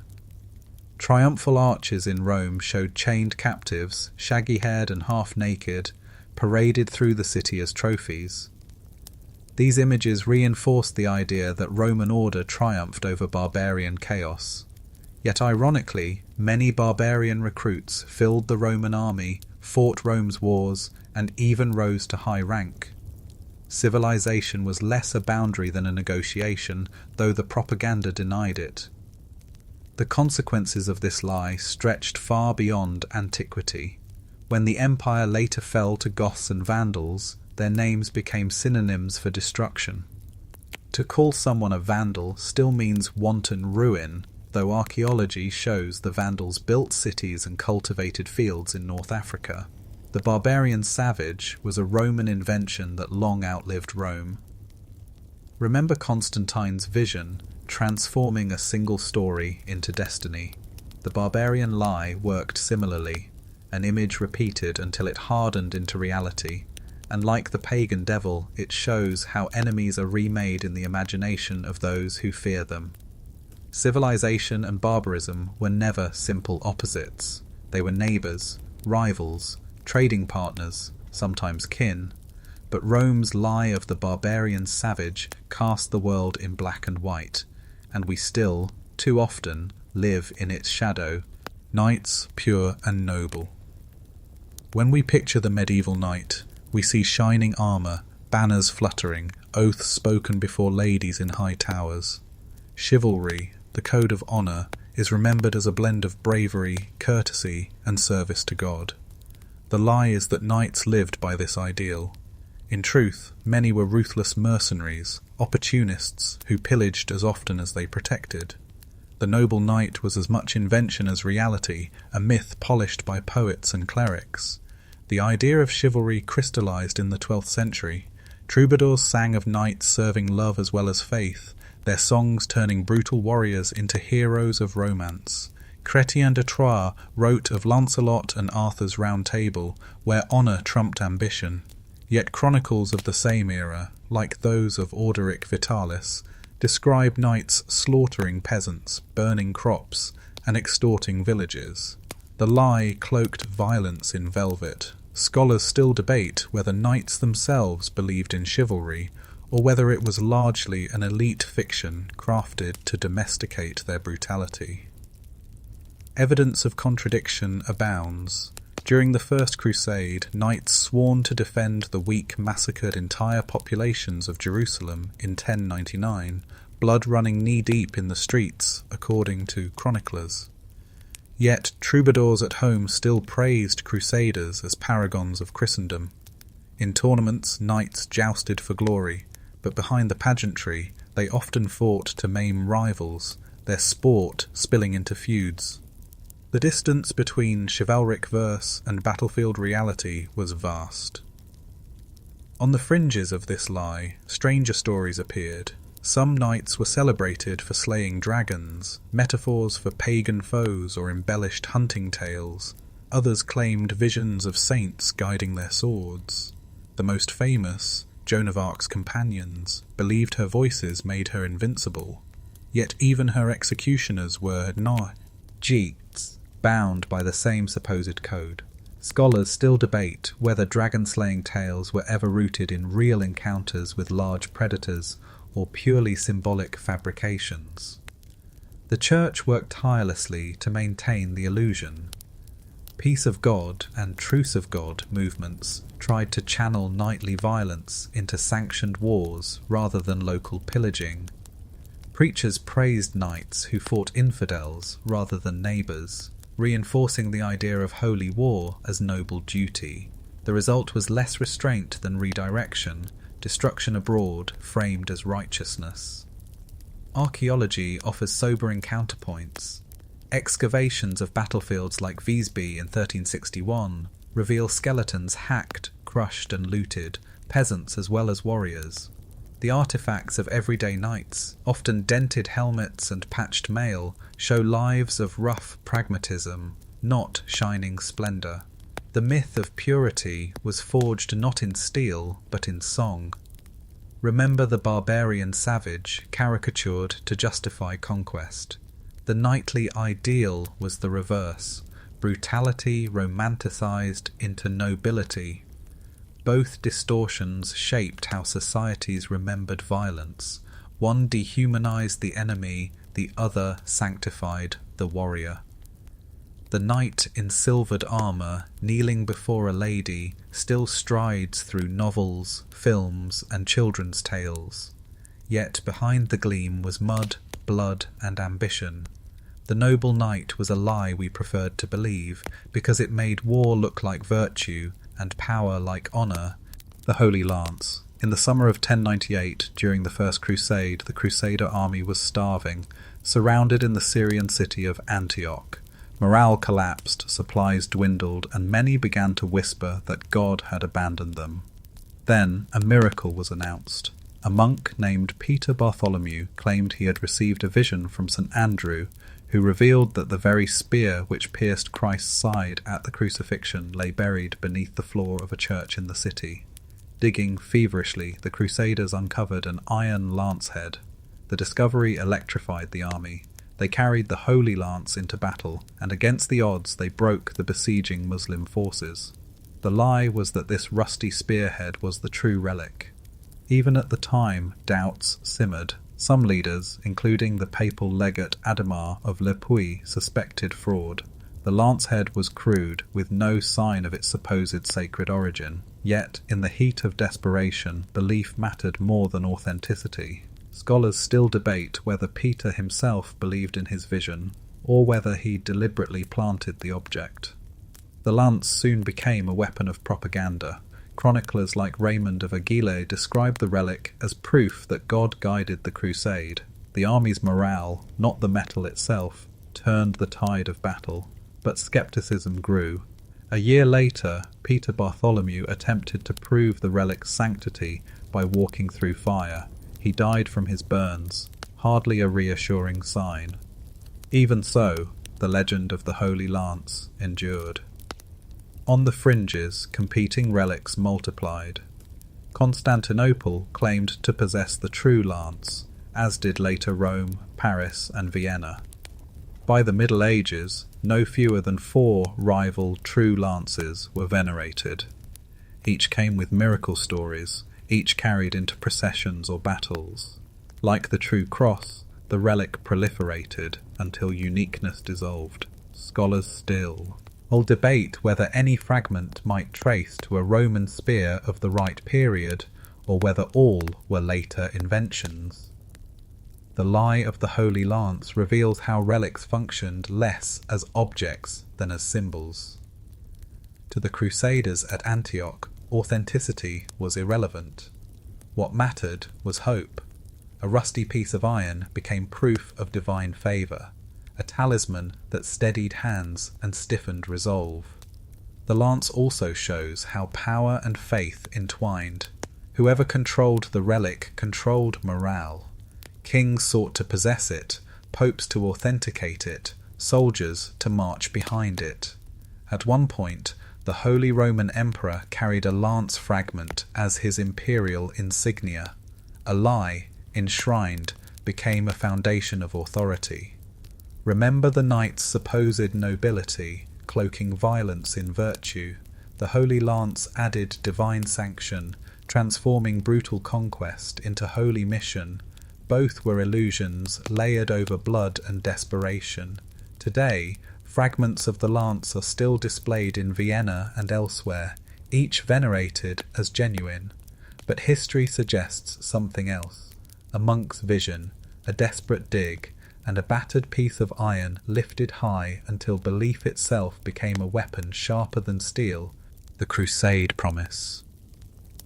When Pope Urban II preached at Clermont in 1095, calling knights to march east and seize Jerusalem, he offered more than battle, he promised heaven. All who die in this expedition, he declared, shall have immediate remission of sins. It was an extraordinary bargain. Salvation not through prayer, fasting, or penance, but through the sword. The lie was that dying in war guaranteed paradise. It was a message powerful enough to send tens of thousands across continents, but one with no foundation in Scripture. The First Crusade became a river of humanity, knights, peasants, women and children streaming toward the Holy Land. Chroniclers describe armies swelling with zeal, banners raised high, yet the promise of heaven often unleashed horror. Entire Jewish communities in the Rhineland were massacred by crusaders seeking to purify their path. Jerusalem's capture in 1099 ended in slaughter, with chroniclers boasting that streets ran ankle-deep in blood. The lie of salvation sanctified brutality. Scholars still debate whether Urban's words were intended as a literal guarantee or as rhetorical fire to inspire warriors. The doctrine was novel. In traditional Christian teaching, sins required confession and penance. Now, with a papal decree, war itself became a sacrament. The idea of indulgence, remission of punishment for sin, was expanded into a blanket assurance of eternal life for those who died fighting infidels. Later, crusades reinforced and expanded the promise, offering forgiveness not only for death in battle, but for participation itself. Scholars still debate how much ordinary crusaders understood of theology, and how much they clung to the simple message, "Fight, and heaven is yours." On the fringes, stranger variants emerged. Some preachers claimed relics or special crosses worn on the chest offered physical protection from harm. Others insisted that crusaders who returned home still gained salvation, even if they survived. Pilgrimage and war blurred until marching east became itself a holy act. Archaeology preserves glimpses of belief. In crusader cemeteries near Jerusalem, simple crosses mark graves, suggesting ordinary soldiers clung to the promise of eternal reward. Yet alongside them lie coins and weapons, offerings betraying older, pagan-like hopes that goods might serve the dead. Belief was never uniform. The lie merged with older traditions in unexpected ways. The promise was politically brilliant. It drained Europe's restless nights into distant wars, reducing violence at home. It enriched the papacy, giving it new leverage over kings, and it redefined holy war, not merely defense of Christendom, but conquest with eternal stakes. But the lie came with consequences. When crusaders lost, as in later campaigns, survivors wrestled with disillusionment. Had God failed, or had their faith been false? Some turned against heretics and fellow Christians, broadening the targets of holy war. The promise of heaven on earth's battlefields spread beyond its origins, justifying violence for centuries. Remember the holy lance at Antioch, lifted as proof of divine favour. The crusade promise was even more potent, not an object, but an idea, lodged in hearts. Like the knight's chivalry, it cloaked blood in glory. The price of belief was countless lives, offered up under banners that promised salvation and delivered only death. Saladin the Merciful. In the Chronicles of the Crusades, one Muslim leader stands apart, bathed in admiration even by his enemies. Salah ad-Din Yusuf ibn Ayyub, Saladin. He is remembered as chivalrous, merciful, a warrior who spared innocents and treated foes with honour. Medieval romances and even modern textbooks repeat this image, the noble sultan who outshone the very knights sent to oppose him. The lie is not that Saladin was generous at times, he was, but that mercy defined him. In reality, he was also ruthless, pragmatic, and no less a product of medieval brutality than his crusader rivals. The moment most often cited is his recapture of Jerusalem in 1187. Unlike the Crusader conquest of 1099, which ended in massacre, Saladin allowed many inhabitants to ransom their freedom. Chroniclers described him weeping at the dome of the rock, cleansing it of Latin crosses, yet restraining his men from indiscriminate slaughter. Compared to earlier bloodshed, this seemed merciful, but not all were spared. Thousands of poor Christians, unable to pay ransom, were sold into slavery. Scholars still debate whether Saladin's restraint was born of genuine compassion, political calculation, or logistical necessity. Earlier in his career, Saladin showed little mercy. After the Battle of Hattin, he ordered the execution of captured Templar and Hospitaller knights, their throats cut before him. He justified it as holy duty, removing dangerous foes who would otherwise rise again. Chroniclers sympathetic to him muted these details, while Western writers exaggerated them to demonize him. The truth lay between neither saint nor monster, but a ruler balancing faith and pragmatism. On the fringes of the legend, quirkier stories arose. In some European romances, Saladin disguised himself as a wandering knight to test Christian virtue, even secretly admiring chivalry. Others claimed he sent gifts to Richard the Lionheart, including fruit and healing medicine during the Third Crusade. These tales, whether true or not, burnished his image as a mirror of Christian ideals, a Muslim knight in all but name. Scholars still debate how much of this was propaganda to soften memory of defeat, or admiration for an enemy who fit romantic archetypes. Archaeology, too, complicates the story. Records from Cairo and Damascus reveal heavy taxation under Saladin's rule, and his wars drained treasuries. To fund jihad, he seized lands and imposed levies that angered his own subjects. Mercy to Christians abroad was paired with hard demands at home, yet this side of his rule rarely appears in popular memory. The persistence of the lie tells us more about those who repeated it than about Saladin himself. To Muslims he became a symbol of unity, the man who reclaimed Jerusalem. To Christians he became a noble foe, easier to admire than to condemn, especially once crusading zeal cooled. For modern audiences he is cast as proof that East and West could share values, a comforting myth amid conflict. Remember the Crusade promise, where salvation justified war. Saladin's merciful mask offered the counterpoint, turning warlord into paragon. Both narratives served their age, shaping memory more than reality. The truth is that Saladin was merciful at times, ruthless at others, and always calculating. The lie is that mercy defined him. It did not, but the world preferred that version, and so it endures, gleaming like a polished blade, its sharper edges hidden in shadow.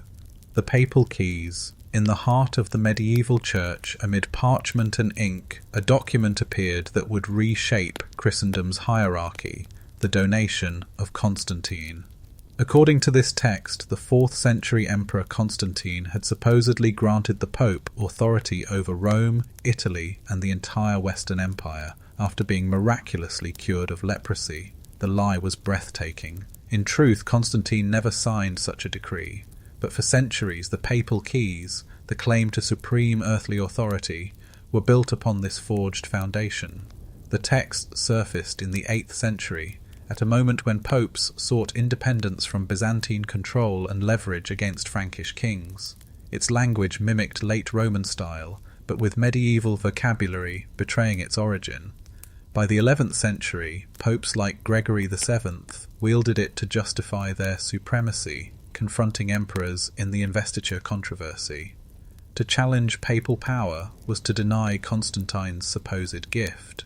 Scholars still debate whether church officials initially knew it was fraudulent or whether they sincerely believed in its authenticity. Archaeology and philology eventually unmasked the lie. In the 15th century, humanist scholar Lorenzo Valla analysed the text and found linguistic anachronisms, words that did not exist in Constantine's day, references to feudal structures centuries too late. His discourse on the forgery of the donation of Constantine exposed the fraud. Yet, even after exposure, the Church continued to benefit from centuries of authority built upon the claim. On the fringes, stranger legends accompanied the donation. Some versions claimed Constantine personally handed Pope Sylvester the imperial tiara, explaining why popes wore crowns. Others said the emperor served as a stable boy for the pope after his cure, humbling himself before papal authority. These embellishments reinforced the idea that secular rulers bowed to spiritual ones. Scholars still debate whether such stories arose from popular imagination or clerical invention. The lie of the papal keys was not unique. Other forged documents like the pseudo-Isidorian decretals bolstered papal power by fabricating early church rulings. Together they created an archive of authority, weaving fiction into law. The effect was real. Kings deferred, bishops obeyed, armies marched. The consequences stretched far. Papal supremacy shaped the Crusades, launched inquisitions, and crowned emperors. The tiara and crossed keys became visual symbols of global dominion, reproduced in mosaics, seals, and heraldry. Even when scholars began to whisper doubts, faith in the donation lingered, for belief had already hardened into habit.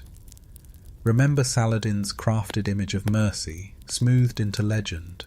The papal keys worked in similar fashion, but with ink instead of sword. Both reveal how power often rests not on fact, but on story. Today, the Vatican acknowledges the forgery, but the papal claim to spiritual supremacy survived its collapse. The lie was too deeply woven into history to unravel completely. The papal keys may have been false metal, but they unlocked centuries of obedience, their echo still ringing in the corridors of St. Peter's. Alchemy's eternal elixir. For centuries, in shadowed laboratories filled with smoke and fumes, men hunched over furnaces seeking the impossible, the philosopher's stone, a substance said to transmute base metals into gold and, more wondrous still, yield an elixir of life. From Alexandria to Baghdad to Paris, alchemists whispered of formulas hidden in cryptic symbols, passed down from Hermes Trismegistus or Aristotle himself.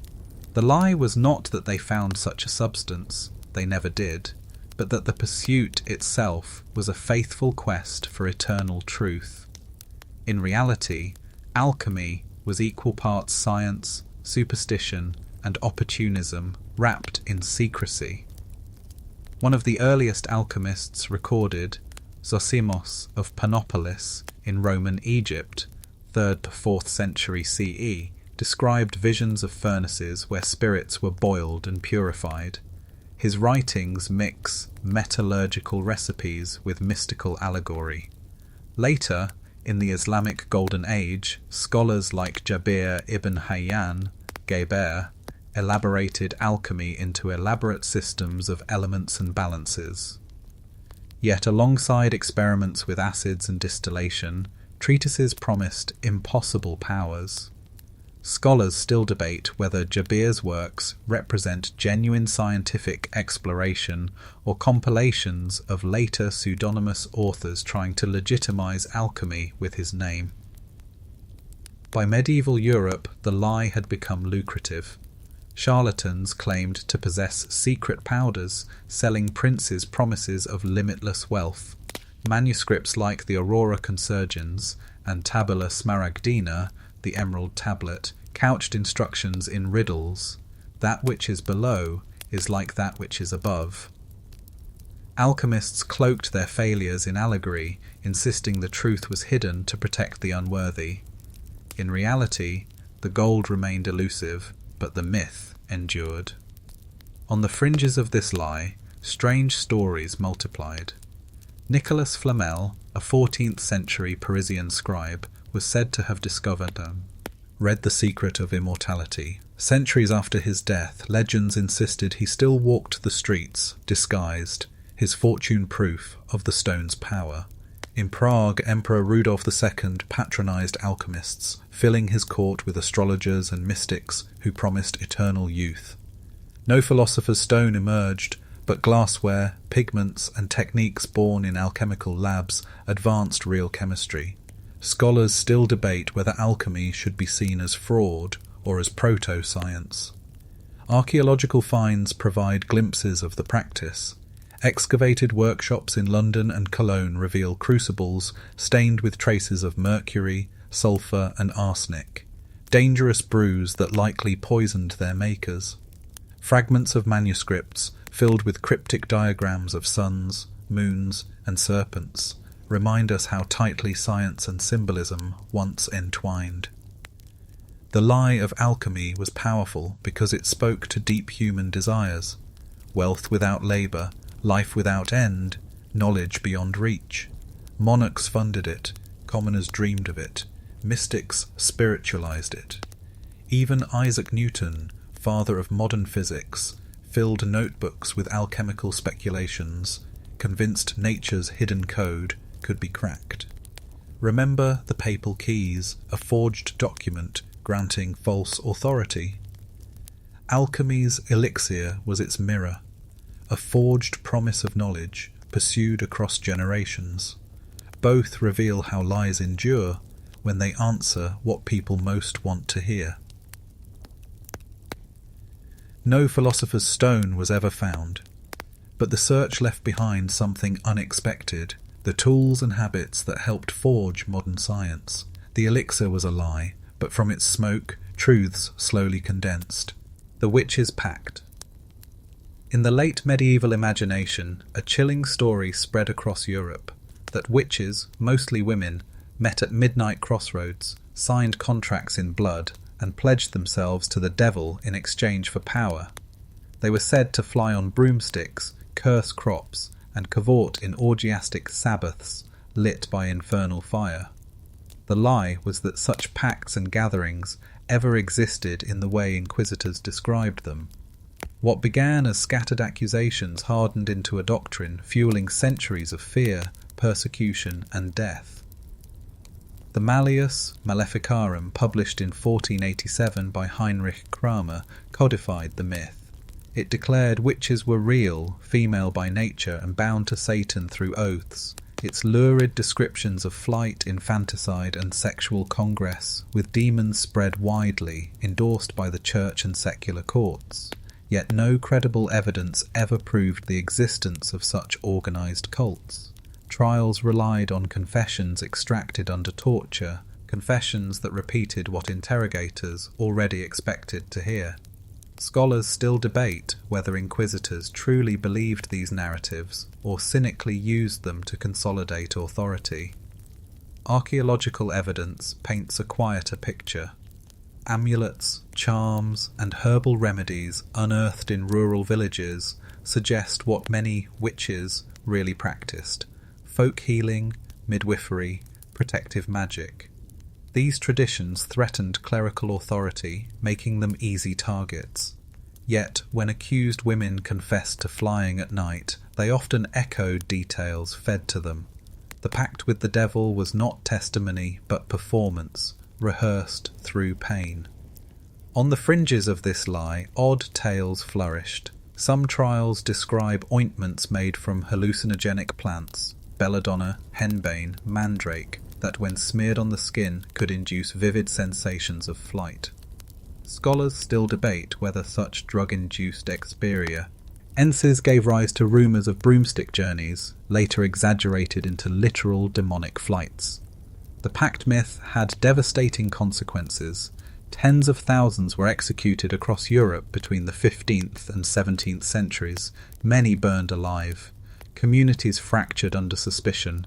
Old women, healers, midwives, the socially marginal, all became scapegoats. The lie of the pact gave persecution a cosmic frame. This was not local squabbling but a war against Satan himself. And yet, the stories endured because they fascinated as much as they terrified. Pamphlets sold tales of Sabbaths with lurid detail. Artists sketched witches riding goats, dining with demons, conjuring storms. Inquisitors may have sought to root out heresy, but in doing so they created a mythology far richer than anything their victims actually believed.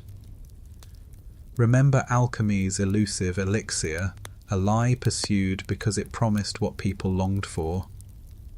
The witch's pact was the inverse, a lie believed because it embodied what people feared. Both thrived on human imagination, and both left real-world scars. The devil's contract, the midnight gathering, the broomstick flight, none of it was real.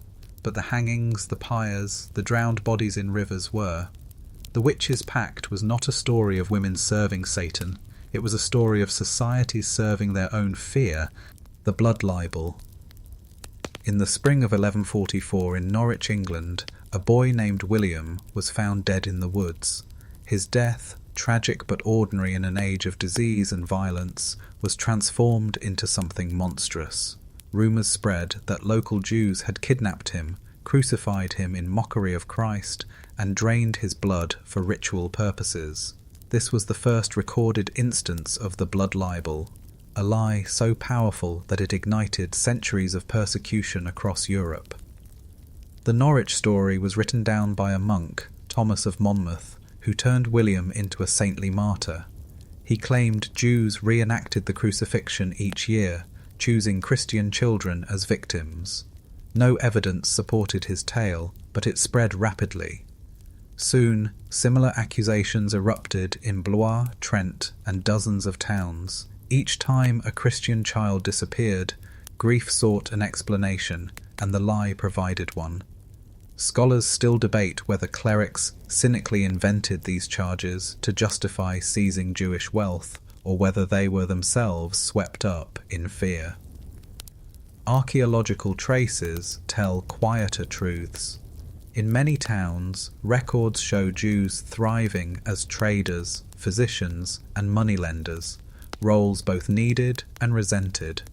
Periodic debt crises often coincided with accusations, suggesting the blood libel was as much economic weapon as theological slander. When mobs destroyed Jewish quarters, debts vanished along with lives. On the fringes, peculiar variations emerged. Some stories claimed Jews used Christian blood for Passover rituals, mixing it with unleavened bread. Others insisted it was an ingredient for healing illnesses or restoring youth. All were fabrications, but they fed into medieval obsessions with blood as sacred substance. Scholars still debate how these fantasies tied into broader Christian anxieties about the Eucharist, where believers consumed Christ's blood in sacrament, the Violence the lie unleashed was devastating. In 1255, in Lincoln, England, the death of a boy named Hugh sparked another blood libel. 90 Jews were arrested and 18 executed by hanging. Pilgrims later visited Hugh's supposed shrine for miracles. Similar tragedies unfolded across Europe, leading to pogroms, expulsions, and massacres. Each accusation reinforced the myth, making it harder to dislodge. By the Renaissance, the blood libel had become embedded in Christian folklore. Plays, sermons, and ballads repeated the image of the murderous Jew, poisoning the cultural imagination. Even when popes occasionally condemned the accusations as false, local communities ignored them. The lie was too useful, too deeply rooted in prejudice and fear. Its poison did not end in the Middle Ages. Centuries later, echoes of the blood libel resurfaced in modern anti-Semitism, feeding conspiracy theories and even Nazi propaganda. The idea of secret rituals, of hidden enemies threatening children, proved disturbingly adaptable.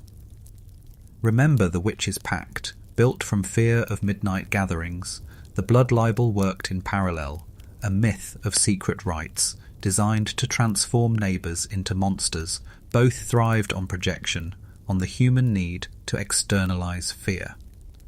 The body of William of Norwich lies long forgotten, but the lie born with him endured, reshaping centuries of hatred. The blood libel was never about children. It was always about power, prejudice, and the dark uses of imagination. The flat earth tale. We are told in schoolbook anecdotes and popular retellings that medieval people believed the world was flat. Columbus, the story goes, had to fight against ignorant clerics who warned he might sail off the edge. It is a neat fable, a parable of progress. But the lie is that educated people of the Middle Ages ever seriously thought the earth was flat. In truth, the idea of a spherical earth was widely known from antiquity onward. The flat earth tale was largely a later invention, revived in the 19th century to mock the so-called Dark Ages. Ancient Greek thinkers like Pythagoras and Aristotle argued for a round earth as early as the 5th and 4th centuries BCE. By 200 BCE, Eratosthenes had even calculated the Earth's circumference with remarkable accuracy, using shadows and geometry. Medieval scholars inherited this knowledge through Latin, Arabic, and Byzantine texts. Monastic libraries preserved works like On the Sphere of the World by Sacrobosco, a 13th century text that explicitly described a globe.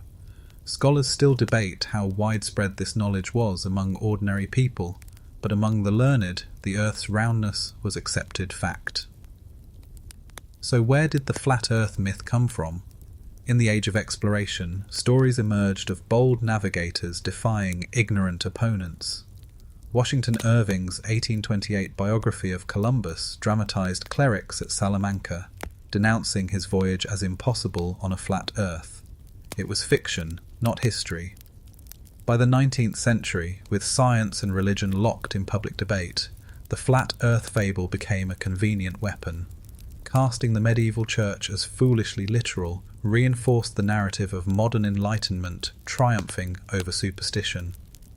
On the fringes, however, real flat Earth believers did exist, though rarely in the Middle Ages. In late antiquity, some fringe sects, like the 6th century Christian writer Cosmas Indicopleustus, argued for a rectangular, tabernacle-shaped world. But his ideas were ridiculed even then, and they never dominated. Ironically, the persistence of these fringe views gave later critics just enough material to weave a larger lie. Scholars still debate whether the flat Earth caricature was entirely fabricated, or whether isolated dissenters were magnified into a cultural myth. Archaeological evidence also refutes the flat Earth tale. Medieval globes, such as the 1492 Erdapfel in Nuremberg, testify to common acceptance of a spherical Earth long before circumnavigation. Maps may have distorted geography, but they did not flatten the planet. Why does the lie endure? Because it flatters us. To believe our ancestors were simple and credulous makes us feel wiser, more advanced. The flat Earth tale is less about history than about modern identity, a story that paints progress as inevitable ascent from ignorance. Remember the blood libel, where imagination turned neighbours into monsters. The flat Earth tale is milder but works the same way, a false story projected backward to serve present needs. Where the blood libel justified hatred, the flat Earth lie justified condescension. The Earth was round in the Middle Ages, it was round in antiquity. The lie was not theirs, it was ours. El Dorado's Golden Man.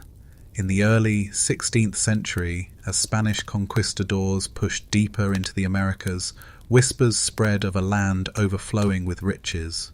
Somewhere in the mountains of South America, they were told, a ruler covered his body in gold dust each morning, then washed it away in a sacred lake.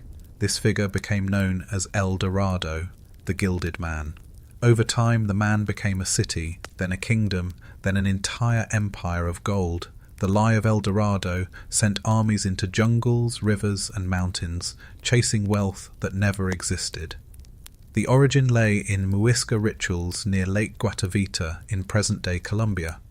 Archaeology confirms that chieftains performed ceremonies in which they were dusted with gold powder, then dove into the lake, offering treasures to the gods. Divers in later centuries recovered golden figurines and ornaments from the muddy depths.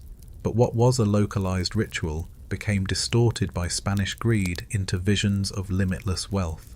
Scholars still debate whether indigenous guides deliberately exaggerated tales of golden kings to divert conquistadors away, or whether Europeans simply heard what they wished to believe. By the 1540s, expeditions multiplied. Gonzalo Pizarro and Francisco de Orellana trudged east from Quito, losing hundreds of men to hunger and disease, only to stumble upon the Amazon River instead of golden cities. Sir Walter Raleigh, in the late 16th century, claimed he had glimpsed signs of El Dorado along the Orinoco. His writings fanned English hopes, portraying South America as a second Peru, ripe for plunder. Yet each expedition returned empty-handed, or did not return at all. On the fringes, quirkier legends took root. Some swore El Dorado was hidden beneath the waters of Lake Paraíba, with golden roofs glimmering through the depths. Others insisted it lay high in the Andes, guarded by warriors who blinded intruders with reflective shields. Each tale shifted geography as failures mounted, keeping the lie alive by placing the dream just beyond the last attempt. Scholars still debate whether these legends were fueled by deliberate misinformation from locals or by European imagination feeding on itself. Archaeological finds like the famous Muisca raft figurine, a golden sculpture depicting a chief surrounded by attendants on a boat, help explain the myth's endurance. To conquistadors, such artistry seemed proof of untold treasure. In truth, the Muisca practiced sophisticated metallurgy, but never amassed the infinite reserves Europeans fantasized about. The consequences of the lie were catastrophic. Thousands died in fruitless searches, jungles burned, indigenous communities enslaved. El Dorado was less a place than a lure, drawing men ever deeper into conquest and destruction. Remember the flat earth tale, a myth projected backward to flatter progress. El Dorado worked in the opposite direction, a lie projected forward, promising more than reality ever could. Both show how stories fill voids, whether of knowledge or of greed. The gilded man was real in ritual and symbol, but the Golden Empire was not. Yet for centuries, the shimmer of that imagined city glowed brighter than truth, leading men into rivers, jungles and graves, chasing a promise spun from dust. The Fountain of Youth. When Spanish ships crossed the Atlantic in the early 1500s, they carried more than soldiers and supplies. They carried stories. Among the most seductive was that of a fountain whose waters restored youth, hidden somewhere in the New World. Drink, bathe, or even touch it, and grey hair would darken, wrinkles smooth, and vigour return. The lie of the Fountain of Youth promised not gold or empire, but immortality itself. The tale attached itself most famously to Juan Ponce de Leon, the Spanish explorer who reached Florida in 1513. Later chroniclers claimed he sailed north from Puerto Rico, seeking the fountain, lured by native rumours. Yet contemporary records of his voyage mention no such quest. They speak instead of colonization, slaves, and conquest. The association with the fountain appears decades later, likely invented by rivals who wanted to portray him as credulous or distracted. Scholars still debate whether Ponce ever heard local legends of rejuvenating springs, or whether the entire story was a posthumous fabrication. The myth itself has deeper roots. Ancient Herodotus spoke of a spring in Ethiopia that granted long life. Alexander the Great was said to have sought waters of immortality in distant lands. In the Middle Ages, travellers' tales placed miraculous fountains in India or the edge of the known world. The Spanish simply transposed this ancient longing onto new landscapes. On the fringes of the legend, quirky details abounded. Some accounts said the fountain bubbled in Bimini, an island in the Bahamas. Others claimed it lay deep in Florida swamps, its waters guarded by spirits. Early explorers recorded indigenous peoples bathing in warm springs or drinking from mineral-rich waters, practices that may have been reinterpreted by Europeans as signs of hidden miracles. Scholars still debate whether these cross-cultural misunderstandings sparked the fountain myth, or whether Spaniards imported the dream wholesale. Archaeology offers a sober contrast. Excavations in Florida reveal traces of Ponce de Leon's settlements, forts, tools, weapons, but no sacred fountain. What settlers did value, however, were natural springs that provided fresh water in a challenging landscape. The practical became mythical, the mundane transformed into fantasy. The lie endured because it met a universal hunger. Gold tempted the crown, but eternal youth tempted the soul. Stories of the fountain spread through Europe, inspiring poets and playwrights. Even today, tourists flock to St. Augustine, Florida, where a fountain of youth archaeological park bottles mineral water for visitors, a modern echo of the old lie. Remember El Dorado's golden promise, wealth just beyond reach. The fountain of youth was its twin, not riches, but time itself, always elsewhere, never found. Both myths drained lives into impossible quests. There was never a spring that reversed age, yet the idea persists, bubbling now in cosmetics, gene therapies, and promises of longevity. The fountain of youth was never in Florida or Bimini. It was always in us, in our refusal to accept the passing of years, and in the lies we tell ourselves that age can be defeated, the map that lied.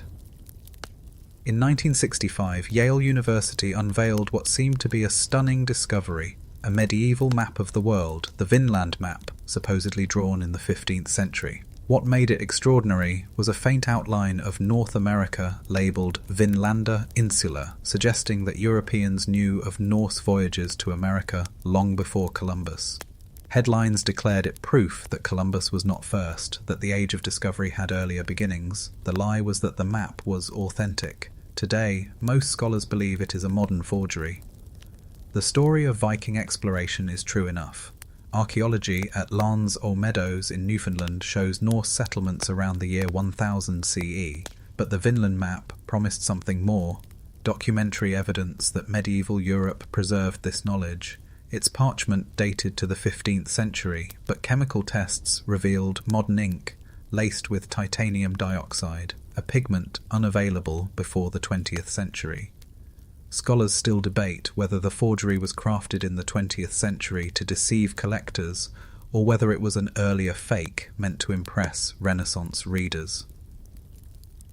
The map's unveiling in the 1960s coincided with the Cold War, when rewriting the narrative of discovery carried cultural weight. To dethrone Columbus as the heroic discoverer fit new moods of skepticism. Yet for decades, the artifact sat in Yale's library, celebrated in books, exhibitions, and documentaries, its authenticity fiercely defended. Only later did rigorous analysis dismantle the illusion. On the fringes of this lie, other maps fueled debate. The Piri Reis map, drawn by an Ottoman admiral in 1513, shows the Americas with surprising detail, and fringe theorists claim it even depicts Antarctica. Yet closer study reveals it was a compilation of contemporary charts, remarkable but not miraculous. The Zeno map of 1558 claimed Venetian brothers Explo read the North Atlantic long before Columbus, but it too is now considered fabrication. Maps have always carried authority, and so they have always been vulnerable to manipulation. Archaeology offers the anchor. Norse sagas, once dismissed as myth, gain credibility through sites in Greenland and Canada, but no medieval European atlas ever depicted North America with certainty. The Vinland map filled a gap we wished existed, and so the lie endured. Scholars still debate whether its forger intended mischief, profit, or prestige. The power of the lie lies in its appeal. Maps embody trust. Lines on parchment become borders, oceans, destinies. To forge a map is to forge reality itself. The Vinland map fed our longing for secrets hidden in archives, for the thrill of overturning what we thought we knew. Remember the fountain of youth, a dream projected onto landscapes. The Vinland map performed the same trick with ink, sketching fantasy into fact. Both reveal how exploration was not just voyages and conquests, but also stories we told about what lay beyond. The world was redrawn many times before it was fully known. Some redrawings were honest mistakes. Others, like the Vinland map, were lies, lines of ink that reshaped how we saw history, at least for a while. The sun never sets. In the 16th century, as Spanish ships ferried silver from the Americas and gold from the Philippines, a phrase began to circle European courts: the empire on which the sun never sets. It described first Spain, later Britain, then others who claimed dominion so vast that daylight always touched some corner of their rule. The lie was that empires were eternal, limitless, and natural. In reality, they were fragile, stitched together by violence and exploitation, destined to wane as quickly as they rose. The phrase first attached to Charles V, ruler of both the Spanish crown and the Holy Roman Empire. His domains stretched from Peru to the Netherlands, from Mexico to Milan. Chroniclers proclaim the sun could not set on such reach, yet rebellions simmered constantly. Dutch resistance, Ottoman advances, uprisings in the Americas. The empire looked seamless on maps, but was fractured on the ground. Scholars still debate whether contemporaries truly believed in this global permanence, or whether it was rhetorical bravado. Britain inherited the slogan. By the 19th century, red paint covered vast portions of world maps: Canada, India, Australia, Africa. Politicians declared Britain eternal, guardian of civilization. Yet archaeology and documents tell another story: famines in Bengal, massacres in Kenya, rebellions across Ireland and India. The sun never set, but it illuminated suffering as much as glory. On the fringes of the myth, stranger twists emerged. Some poets claimed the phrase proved divine favour, that God had chosen these empires to spread Christianity worldwide. Others argued it showed natural superiority of their people. In Britain, schoolchildren chanted the line as fact, while critics mocked it as arrogance. Scholars still debate whether the phrase was primarily propaganda, or whether it genuinely shaped imperial identity. The irony is sharp. By the 20th century, Spain's empire had crumbled, and Britain's followed swiftly after World War II. The slogan, once triumphant, became epitaph. Today, no empire claims it, though echoes linger in discussions of superpowers and globalization. Archaeological remains of colonial forts, plantations, and trade routes remind us how thin the fabric of empire often was. Cannons rusted, walls cracked, garrisons abandoned. The sun did set, again and again. Remember the Vinland map, lines on parchment reshaping memory of discovery. The sun never sets functioned the same way, a line of rhetoric redrawing perception. Where the map lied with ink, the empire lied with slogan. Both framed the world in ways that obscured fragility. The sun does set, of course.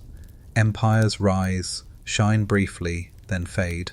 But the lie of endless daylight comforted rulers and dazzled subjects, until reality, rebellion, exhaustion, collapse, proved the night unavoidable. Napoleon was short. In the popular imagination, Napoleon Bonaparte strides across history as a diminutive figure, barely 5 feet tall, compensating for lack of stature with outsized ambition. Schoolchildren learn of the Napoleon complex, the idea that short men seek power to make up for their height. The lie is that Napoleon was unusually small, In reality, he stood around 5 feet 6 or 7 inches by modern measurement, average for his time. His supposed shortness was a myth born of propaganda, mistranslation, and caricature. The confusion began with units. French inches were longer than British inches. When reports after his death in 1821 recorded his height as 5 feet 2 inches in French measure, British readers imagined him nearly a dwarf. In fact, converted, this equals about 5 feet 6.5 in English measure. Contemporaries often described him as stocky, broad-chested, and commanding in presence. Scholars still debate how much the myth originated in mistranslation versus deliberate British ridicule. British cartoonists like James Gilray and George Cruikshank played a decisive role. Their satirical prints depicted Napoleon as a tiny figure raging against towering British soldiers, a pocket-sized tyrant gnashing his teeth. These images circulated widely, cementing the impression. To mock his power by shrinking his body was effective propaganda. On the fringes of the myth, stranger anecdotes flourished. Some claimed Napoleon stood on tiptoe during portraits. Others insisted he wore lifted boots or posed on raised platforms. In reality, portraits by artists like Jacques-Louis David depict him proportionally, with no sign of concealment. But once the lie took root, even ordinary gestures were recast as evidence. Scholars still debate whether French rivals also leaned into the caricature to diminish him after his fall. Archaeological evidence adds clarity. His preserved unified sense. Ormcoats, still housed in museums, measure for a man of average height. His death mask and skeletal remains confirm proportions consistent with the European norm, yet none of this dispelled the enduring image of the small general towering only through will. The consequences of the lie linger. The Napoleon complex has become a cultural shorthand, applied not only to him, but to countless leaders, real and fictional. Psychologists argue over whether short man syndrome even exists, or whether it is itself a stereotype sustained by stories like Napoleon's. Remember the sun never sets empire, an exaggeration of grandeur to mask fragility. The Napoleon myth worked in reverse, an exaggeration of smallness to mock power. Both show how size, whether of empires or individuals, can be bent by narrative. Napoleon was not tiny. He was not unusually tall. He was simply human in stature, extraordinary in ambition. Yet the lie proved stronger than the tape measure. Even today, when we picture him, we see the small man with the big hat, proof that ridicule, once set loose, can outlast truth. The war to end all wars. When Europe plunged into conflict in 1914, leaders spoke in lofty tones. The Great War, they claimed, would be swift, decisive, and cleansing, a final struggle to secure lasting peace. By 1918, after 4 years of mud, gas, and slaughter, the phrase had hardened. It was the war to end all wars. The lie was that such a cataclysm could ever end war itself. In truth, it laid the groundwork for an even bloodier century. The phrase is most often attributed to H.G. Wells, who in 1914 published a series of essays urging that Germany's aggression be crushed to safeguard civilization. Politicians seized on it, framing the war as a noble sacrifice. Yet soldiers at the front saw something else. Trenches collapsing under shell fire, machine guns mowing down charges, poison gas searing lungs. Far from a clean ending, the war multiplied grievances. Scholars still debate whether the phrase was cynical propaganda or a genuine hope that horror could redeem itself. The Versailles Treaty of 1919 was presented as a guarantee of future peace. Leaders proclaimed the League of Nations would arbitrate disputes, preventing recurrence. Yet archaeology of the battlefield tells another story. Rusting helmets, unearthed bones, unexploded shells, millions left unburied. The soil itself testified that war had not ended, it had simply been postponed. On the fringes, peculiar myths took root. Some veterans believed the war's dead haunted the fields, their restless spirits ensuring no one could fight there again. Others told of angel armies at Mons, divine apparitions protecting British troops. These stories softened trauma, wrapping chaos in myth. But the reality of war's return in 1939 shattered illusions. Scholars still debate whether such myths reflected coping strategies or deliberate morale building. The irony is sharp. By the 1920s, the phrase, "the war to end all way," was already used with bitter sarcasm. Writers like Hemingway and Remarque painted it not as redemption but as waste, yet the slogan endured, recycled in speeches and memorials. It is easier to believe death has purpose than to admit it may be meaningless. The consequences were profound.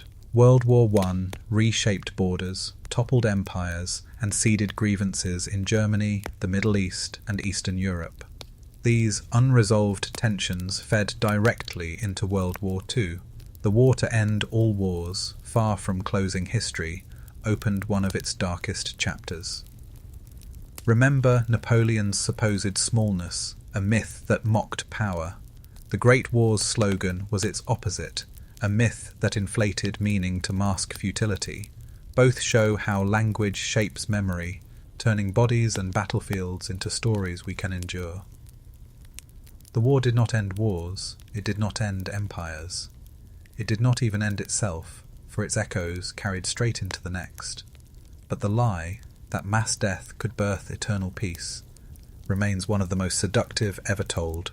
The clean bomb lie. In August 1945, when the atomic bomb fell on Hiroshima, the world glimpsed a weapon beyond imagination. Cities could vanish in a flash, populations obliterated in seconds. Yet in the years that followed, governments and scientists often spoke of nuclear weapons as clean or surgical, devices of precision that spared more lives than they destroyed.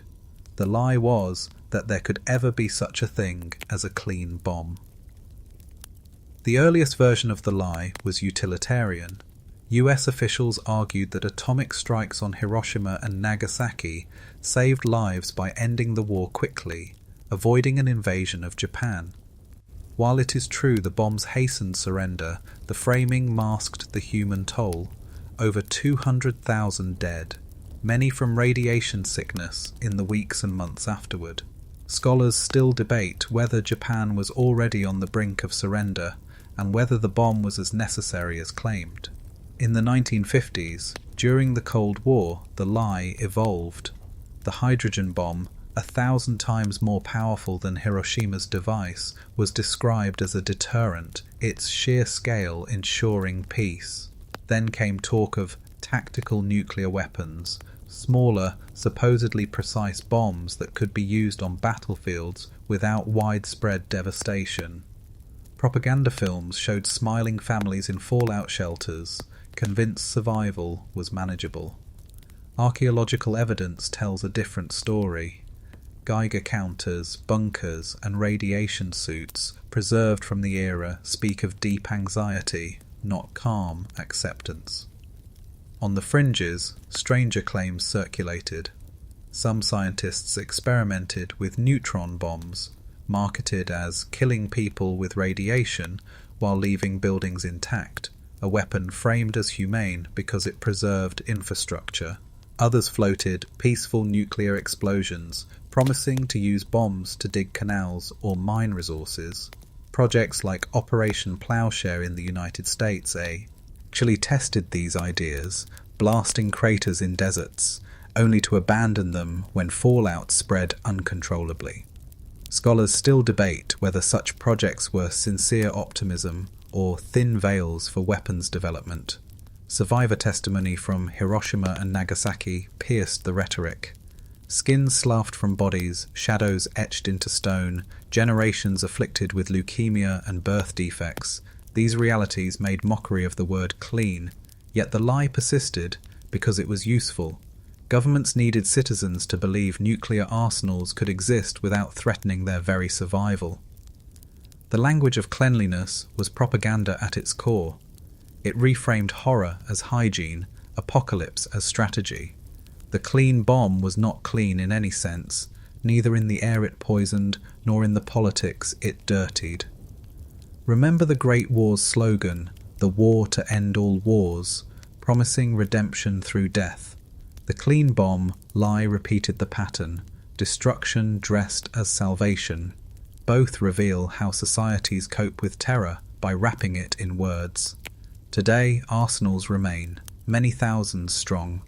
The weapons may be smaller, guidance more accurate, but the promise is the same, that nuclear fire can somehow be humane, controllable. History shows otherwise. There is no clean bomb, there is only the lie, glowing faintly like fallout long after the blast. The Moon Hoax. On a summer day in 1835, readers of the New York Sun opened their newspapers to find astonishing news. The great astronomer Sir John Herschel, observing from a telescope in South Africa, had discovered life on the moon. There were herds of bison, forests of trees, sapphire lakes, and even bat-winged humanoids who built temples of crystal. The articles, published in a 6-part series, electrified the public. Crowds swarmed newsstands, artists sketched lunar cities, and churches even debated the theology of moon dwellers. The lie was that any of it was real. It was a hoax, crafted to sell papers, and it worked brilliantly. The so-called Great Moon Hoax was written not by Herschel but by reporter Richard Adams Locke. He drew on contemporary fascination with astronomy and embellished wildly.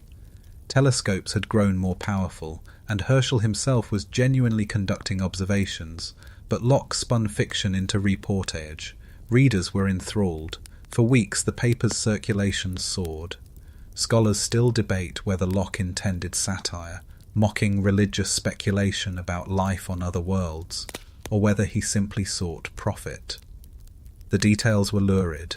The moon was described as lush, its valleys populated by man-bats, with gentle manners and sophisticated culture. There were unicorn-like creatures, vast amethyst caverns, and lunar beaches. Some readers doubted, but many accepted. After all, the story wore the trappings of science: real astronomer, real telescope, real observatory. The authority of science cloaked fantasy. On the fringes, stranger consequences emerged. Rival papers, jealous of the Sun's success, reprinted the stories without questioning them. Religious writers speculated on whether the moon people had souls, whether Christ had died for them too. When the hoax was finally exposed, some readers refused to believe it false. The appeal of the story outweighed the admission of deception. Scholars still debate whether the persistence of belief revealed gullibility or simply the hunger for wonder. Archaeological remnants of the episode survive in pamphlets, broadsheets, and lithographs of moonbats. They reveal how print culture thrived on spectacle, much as today's digital platforms thrive on clicks. The moon hoax was not the first media fabrication, but it was among the most spectacular, showing how quickly lies can eclipse truth when wrapped in novelty. The consequences were surprisingly long-lived. The phrase moon hoax entered the language as shorthand for gullible belief. Decades later, when real astronauts set foot on the moon, conspiracy theories claimed that too was staged, echoes of the old lie inverted into modern suspicion. Remember the clean bomb, a myth of control dressed in science. The moon hoax worked the same way, pseudoscience sold as revelation. Both reveal how authority, whether atomic or astronomical, can be harnessed to sell illusions. The moon has always invited fantasy.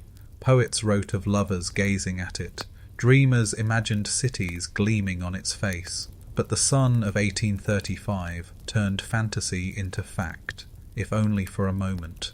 The moon never had Batmen.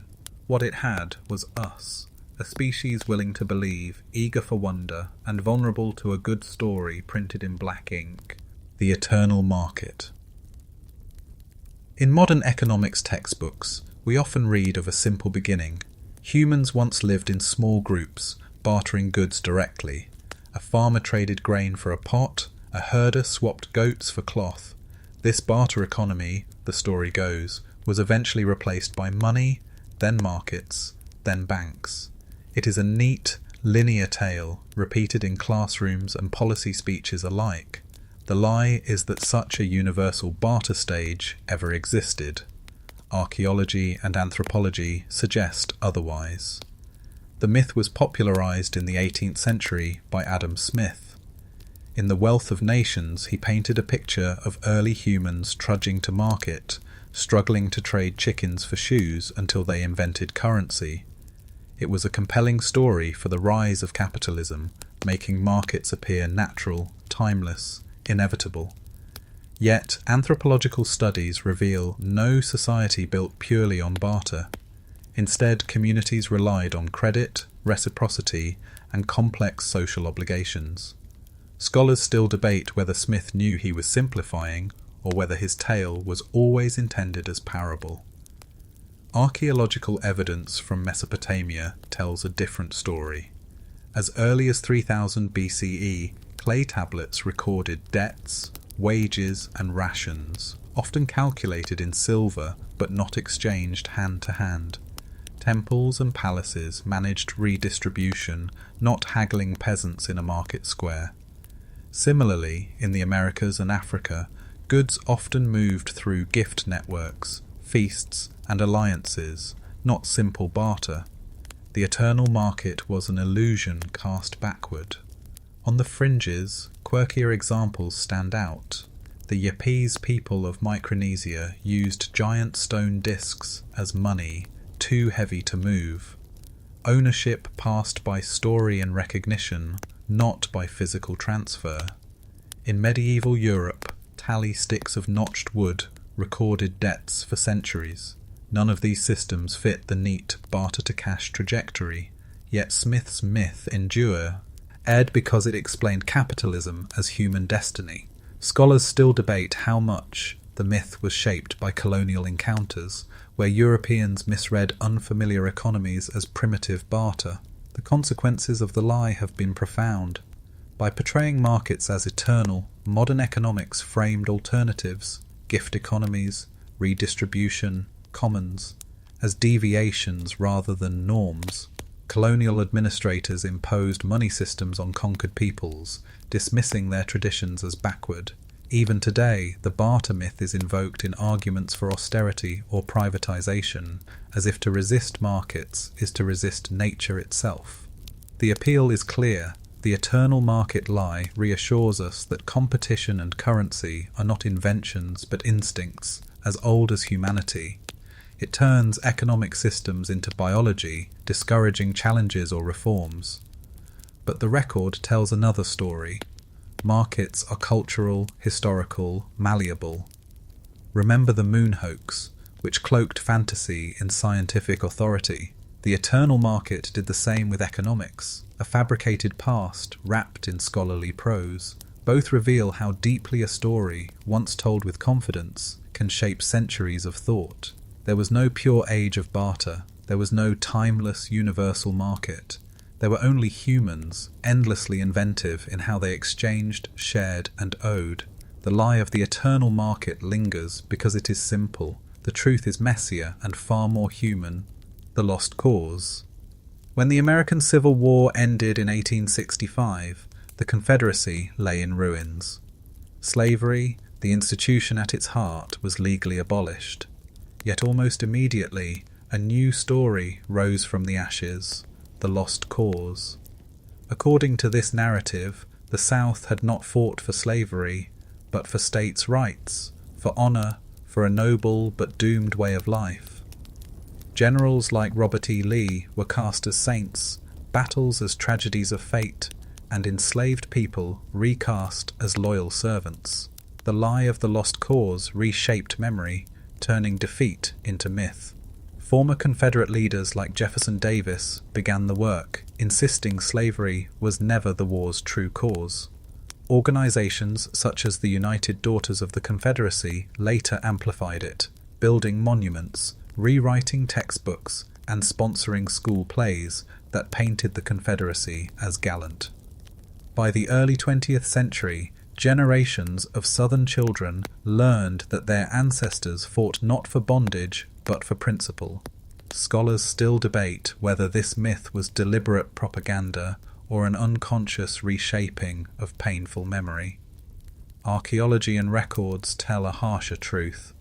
Plantation ledgers document the buying and selling of human beings. Confederate declarations of secession explicitly name slavery as central. Battlefields reveal mass graves where thousands died to preserve a system of bondage. Yet the lost cause insisted these realities were secondary, even irrelevant. On the fringes, peculiar distortions flourished. Some claimed enslaved people were content, even devoted to their masters, a grotesque inversion of their lived suffering. Others depicted Lee as reluctant, fighting only out of loyalty to Virginia, despite his lifelong ownership of enslaved people. Films like The Birth of a Nation, 1915, and Gone with the Wind, 1939, spread these lies globally, embedding them into popular culture. Scholars still debate how deeply such portrayals influence not only Southern but national identity. The political uses were clear.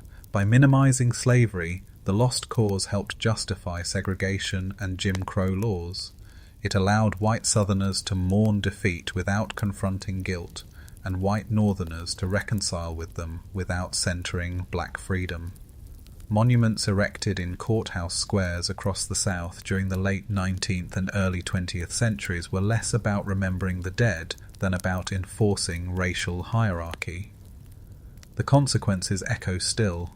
Even today, debates rage over Confederate statues, flags, and textbooks. The lost cause lie, once entrenched, proved remarkably resilient. It was not just a Southern myth, but an American one, reshaping national memory to avoid the hardest truths.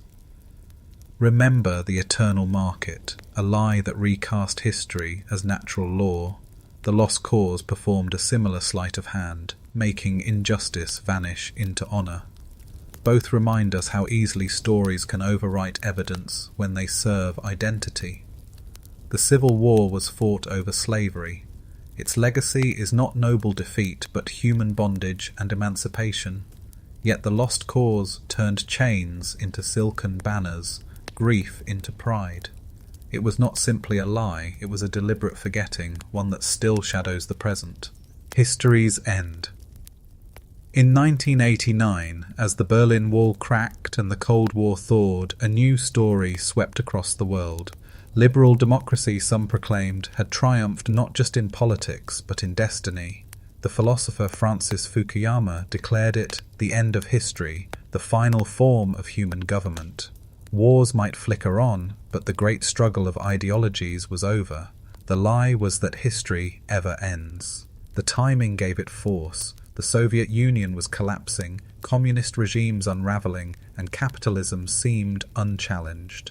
Western leaders embraced the narrative, presenting free markets and liberal democracy as inevitable, universal, unstoppable. The language echoed older triumphal slogans, that Rome was eternal, that empires never set. Scholars still debate whether Fukuyama intended a literal claim of finality or a more nuanced observation about ideological convergence. Events soon punctured the myth. In the 1990s, genocides scarred Rwanda and the Balkans.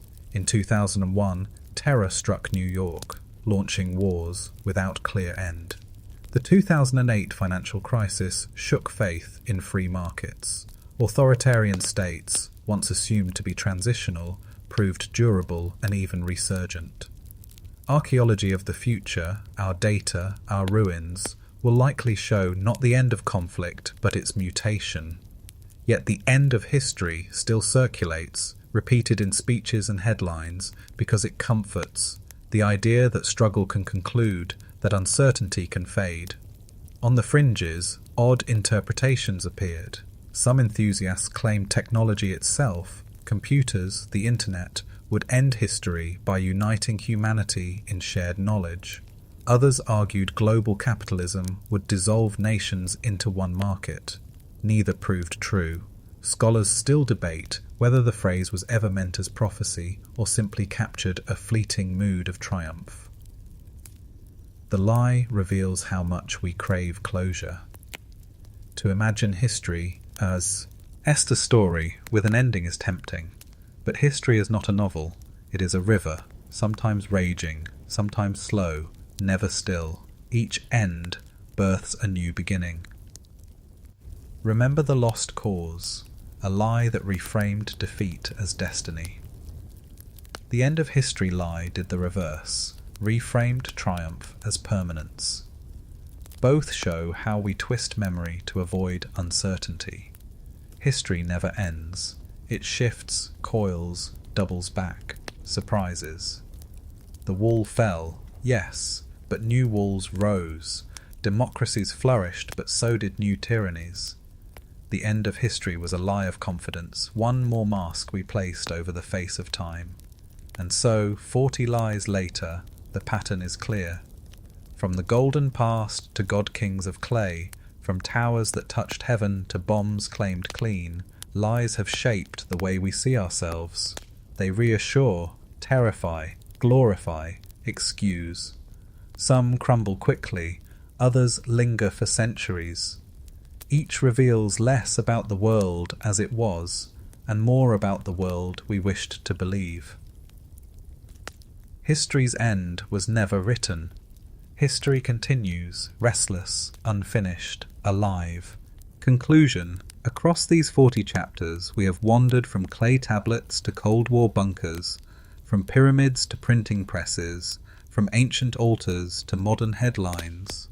What ties them together is not just deceit, but the human hunger for stories, stories that comfort, inspire, or terrify. Lies thrive because they answer needs, the need for certainty, for meaning, for glory, for control. And yet, the endurance of lies does not erase truth.